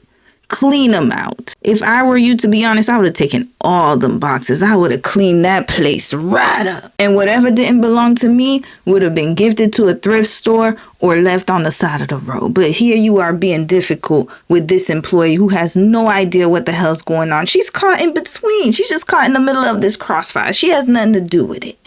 You take all the boxes. You got the movers. I would have taken everything right up out of there. Photos as they're getting pulled of like other things that have been. This is open. So like, for example, like something like this may have had something of Monocle's in there that I had boxed up, and then Mindy was like, no, that's Monocle's, you know, let's keep that for Monaco. So like something like that. Yes, but just know that you have mouse traps here, right? Like a few inches away from where we're standing. And then you have my belongings for 6 months standing in a deep, damp garage that are exposed and open. I'm just talking about respect. Yeah. You know what I mean? So let me go through this and let me put the lights on. Okay, but do you better understand the app, how it works now? The fact that there are groups of boxes associated with the room, with the QR code. Right, but it doesn't mean that I can tell which items are in each box, which is fine. I just want you to know if it takes me a while, understand why. Because I can't point out. I have all day. I mean, I know you probably don't have all day, but like, you know, whatever it takes, just so I'm glad you have all day. we're all good. We're totally good. I mean, so for reporting purposes, I appreciate you giving me this copy to go over. As it appears on your license and as it appears on here, I understand you guys are divorced. Yes. How would you like it to show in the report? Just like that? Yes. Okay, perfect. Thank you. No problem. There's Thank your copy you. back. Here's your report. Case number is going to be 2024-013-208. KJ, the movie 3 to 5 business days. You can go in person or online at that hyperlink. So y'all just saw Jeezy not complying with court orders and making things very difficult for Jeannie. In May of 2025, Jeezy given jail time warning for failing to comply to divorce terms. And this was an article published by Vibe magazine. Yes, the courts done finally caught up to his behind. He thought that he could do whatever he wanted to do, and like he has done with his 2 other baby mamas. But the difference is Jeannie has money. So she is going to make your life a living hell, sir. He had to find this out the hard way. Jeezy and Jeannie Mai's 2023 divorce is still ongoing as the former couple continues to butt heads with the terms of the split. The latest issue stems from Jeezy willfully disobeying terms within their divorce, which garnered him a stern warning by a Georgia judge. This could potentially lead to jail time if he continues with failing to comply, In Touch reports. During an April 28 hearing, the judge found Jeezy had willfully failed to deliver the title of a 2021 Range Rover to his ex-wife. This was a requirement in their divorce settlement, and Mai's attorneys confirmed to the court that Jeezy had cured the issues raised in her petition for contempt. According to the outlet, any future failure to comply with the court's order may result in sanctions, which he said could be in the form of incarceration. Yeah, lock him up. Lock him right up. Because he doesn't want to listen and he thinks he's above the law. Sir, you just found out that you're not. You need to follow the divorce order. The only issue that remained to be addressed was the put-on rapper's previous demand for Mai to pay $20,000 to cover the legal fees that have allegedly accumulated throughout the divorce process. On March 17, Jeezy requested payment from the former The Real host after she accused him of contempt, resulting in him fighting her frivolous accusations and racking up the bill. In Touch reports the judge shut down his demand for attorney fees during the recent hearing. Of course he shut you down. She has video evidence of you not following the court order. But you thought that this was going to be the same situation as Gucci Mane. That you could just say, well, it was a misunderstanding. I had nothing to do with it. And the judge was going to be like, that's okay, sir. It's okay. We're going to let her pay for your legal fees. Not. They could see right through your rich, dusty behind. Continuing. Earlier this year, Mai got the police involved during an incident at Jeezy's residence last month after the rapper allegedly did not allow her to retrieve her things from his Georgia home. Y'all just saw the footage. The rapper stated he blocked her from entering during the agreed time frame because he was concerned about her having access to his residence and no way of knowing if Jeannie is planting listening devices or cameras in his home. This is where things left off. In June of this year, Jeezy discussed the divorce drama with Jeannie and where he's currently at in his life. You're a very private person, but that was so public. Did that irk you at all? Like everybody in your business talking about you? Well, I had to come to the realization that I know who I am and that nobody else can't tell me different. So as long as I stayed on the path of integrity and staying true to myself, it wasn't nothing really to worry about because anybody that know me, like, I mean, I even heard y'all was up here like, I know Jeezy, you know that. But that's because my reputation exceeds me. I'm like, I ain't on nothing. You know what I'm saying? Unless I need to be. You know what I'm saying? And I'm not. So it's just like, it comes with the territory. You know what I'm saying? He who wears the crown. It's just like, you know, people talked about Jesus. You know what I'm saying? They're going to talk about everybody. Everybody's not going to like you. Now, if I'm a good person to you and you don't like me, then there's a problem. But if you don't like me because of what you heard or what you think, then I ain't none of my spiritual business. I can't do nothing about that. You know what I'm saying? I can't even convince you because your mind is made up. However, if you know me and we had some type of interaction, I haven't done anything wrong to you, then that says more about you than me. Because now you're judging. Now you judging me. There's no judgment here because I'm not perfect by far. But if I haven't done anything to you, then you can't take that position because, you know, the people around me got real love for me and my friends and my circle. Like, I never felt any type of but the people who wasn't for me, of course. And that did me a solid. Now I ain't got to even worry about cutting you off. Would you ever get married again? Woo, hit me up. I'm going to be all the way honest. I love my freedom. And please keep it that way. Do not get married, Jeezy. I beg. Please work on yourself. I agree. I'm happy. It has nothing to do with anything in the past. Yeah. I just love my freedom. I got you. You know what I'm saying? Like, I love it. You know, I think life partners are amazing. You know? I would think so. Who's somebody that you would also like to have coffee with that you haven't been able to reach yet? That's a great question. I don't know why I feel like I want to talk to Elon, though. Red flag. Wrap this right up. Wrap it up. We can see his inspiration here. He is on his way. He is right on track to becoming just like Elon. I can guarantee it. As it stands, in present day, Jeannie and Jeezy are still trying to figure out this whole co-parenting situation. It looks like Jeezy is still booking shows, going on tours, working on his business, and he is doing very well. As for Jeannie, she's still getting used to co-parenting with Jeezy. Coco, do you know that you have beautiful hair? No. Coco, your hair is beautiful. I don't like it. Okay, Coco, I brought you a gift. Oh. What is this? It's a paper towel. All hair is good hair. This is a book about a girl who is dealing with her curly hair and trying to love it. So, Coco, you can do different styles with your hair, but you get curly hair, and it's what God gave to you. God said, I want to make Coco with special hair, so I'm going to give him curly, bouncy hair that looks like yummy, yummy, beautiful little noodles. And then you can make it any type of hair you want. You want it braided, you want it straight, you want it curly, you want it anything you want, you can have your hair that way. So can you say, my hair is beautiful? My hair is beautiful. beautiful. My hair is special. My hair is special. Babe, my hair has superpowers. My hair has superpower. It can stand up. It can stand up. It can lay down in curls. It can lay down in curls. Oh, I love my hair. Nobody has hair like me. I can be myself. Yeah, Coco, that's right. Nobody can copy your hair. Nobody. My hair. No one has hair like me. I can just be myself. Yeah, that's right.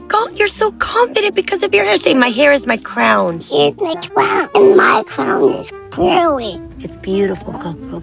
It's beautiful. I'm headed to my first school interview to start checking out what kind of school Monaco should go to. I'm still learning Monaco. I don't know if I really yet know what environment she thrives best in. Does she need a creative school that has a lot of arts and music? Or do I put her in a more traditional school? You're not only checking out the school if it's good for your kid, but a lot of these schools are interviewing Monaco back. What if you get her on a bad day? What if you get her on a hyper day? In the Bay Area, I had every race at my school, and I loved that. I learned so much about different religions, different ethnicities, different cultures, different households because of my super melting pot school. I want that for Monaco big time. Also, I want to make sure the food is good. Is my daughter going to be having mystery meat? I also want to get along with the teachers. I want to meet a teacher who likes children. All right, y'all, my first campus visit. This is such a big deal. Walking through these playgrounds bring back so many memories. Remember the tan bark we used to play on? A lit, updated playground is essential. Walking past these little chairs and tables remind me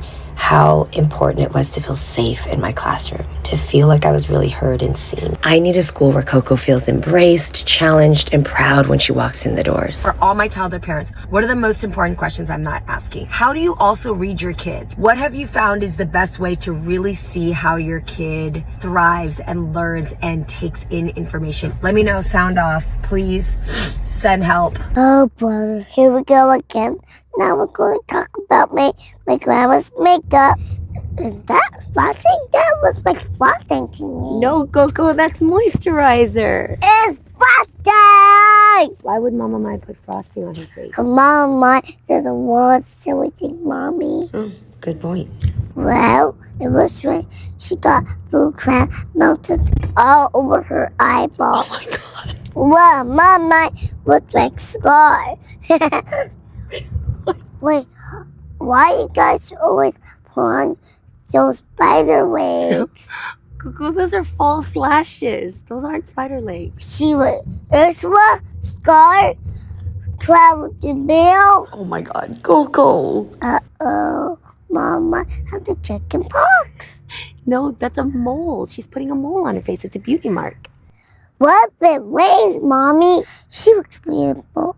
Crazy, but beautiful. She recently shared an Instagram post where she wrote, "Every time Coco is with her other home, I take this time for me. This is what co-parenting looks like. A heart split in two pieces, but still learning how to be fully." Sis was in France, y'all, and I guess Coco was with Jeezy. It's harder than I ever imagined loving her so much, but loving her from far away. There's no guidebook for this part of motherhood. Yeah, we know, sis, and we're sorry. Our condolences about the demise of your marriage, but this was for the best because Jeezy is cuckoo for cuckoo puffs. And unfortunately, you are also a little cuckoo as well. You guys are better off apart than together for this beautiful, sweet baby girl. Let's continue reading. I sit here and I let the ache be what it is. Missing her is part of the job, but so is filling myself back up so I have more love to give when she runs back to me. That's really great. So I collect little joys, a Hugo Spritz, a warm sunbeam, a splash into the Mediterranean Sea, because this joy will be hers too when she feels it radiate through me. All right, how long is this post, Jeannie? Wrap this up. This time alone reminds me I'm not just a mom. I'm a woman who dreams, who laughs, who lives. And she deserves to see that woman fully alive. All right, I hope this is the last slide. To every mama sharing her child, this is your reminder. Your happiness is not separate from theirs. When you shine, they feel it too. Amen. Jeannie recently stopped by the Jennifer Hudson show. Sis is dancing again. She's laughing and vibrant. Even got a haircut. Sis is living her best life, y'all, since she left that demon of a man, Jeezy. Now let's get to her segment on the Jennifer Hudson show. How have you been? I've been good. How is your baby, Monaco? She's 3? 3 years old, and I'm having the time of my life. She's everything. She's so much. So I cute. can't even. Yes. Oh my goodness, what is she into these days? What is she not into? Okay, this is that age where the bloom starts happening. You know, she has opinions. She's ferocious about everything. She loves a good deal. She knows which pictures to take, and she's also calling me out a lot. Like, What do you mean? okay, well, I always put her to bed, but she knows I go and work, you know, outside with my laptop afterwards. So she's like, Mommy, will you come and lay with me? I'm like, no, Mommy's got to go work.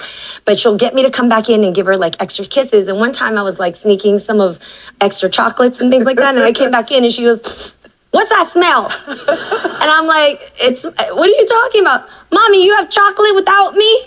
I want chocolate too. So there we were eating chocolate together in bed. Okay. And she's like, your breath smells good. And I'm like, oh, thank you. Oh, she seems very present. Yes. That is amazing. And I hear she's fearless too. Yes. And she do some good dancing in front of a crowd. What was this about? Yes. Okay, so I just discovered this. There's this thing that's going on with the kids. It's called Dance Team, where they all come out to the middle of like a mall or anything like that, and they start doing the choreo to the like TikToks for K-pop songs. So we were going to have K-barbecue. We weren't even like thinking about, you know, joining this. But I saw the crowd start dancing, and my little girl gets in the middle. She starts popping, locking. She's doing the worm. She's got a body roll, and I'm like, this girl has rhythm, man.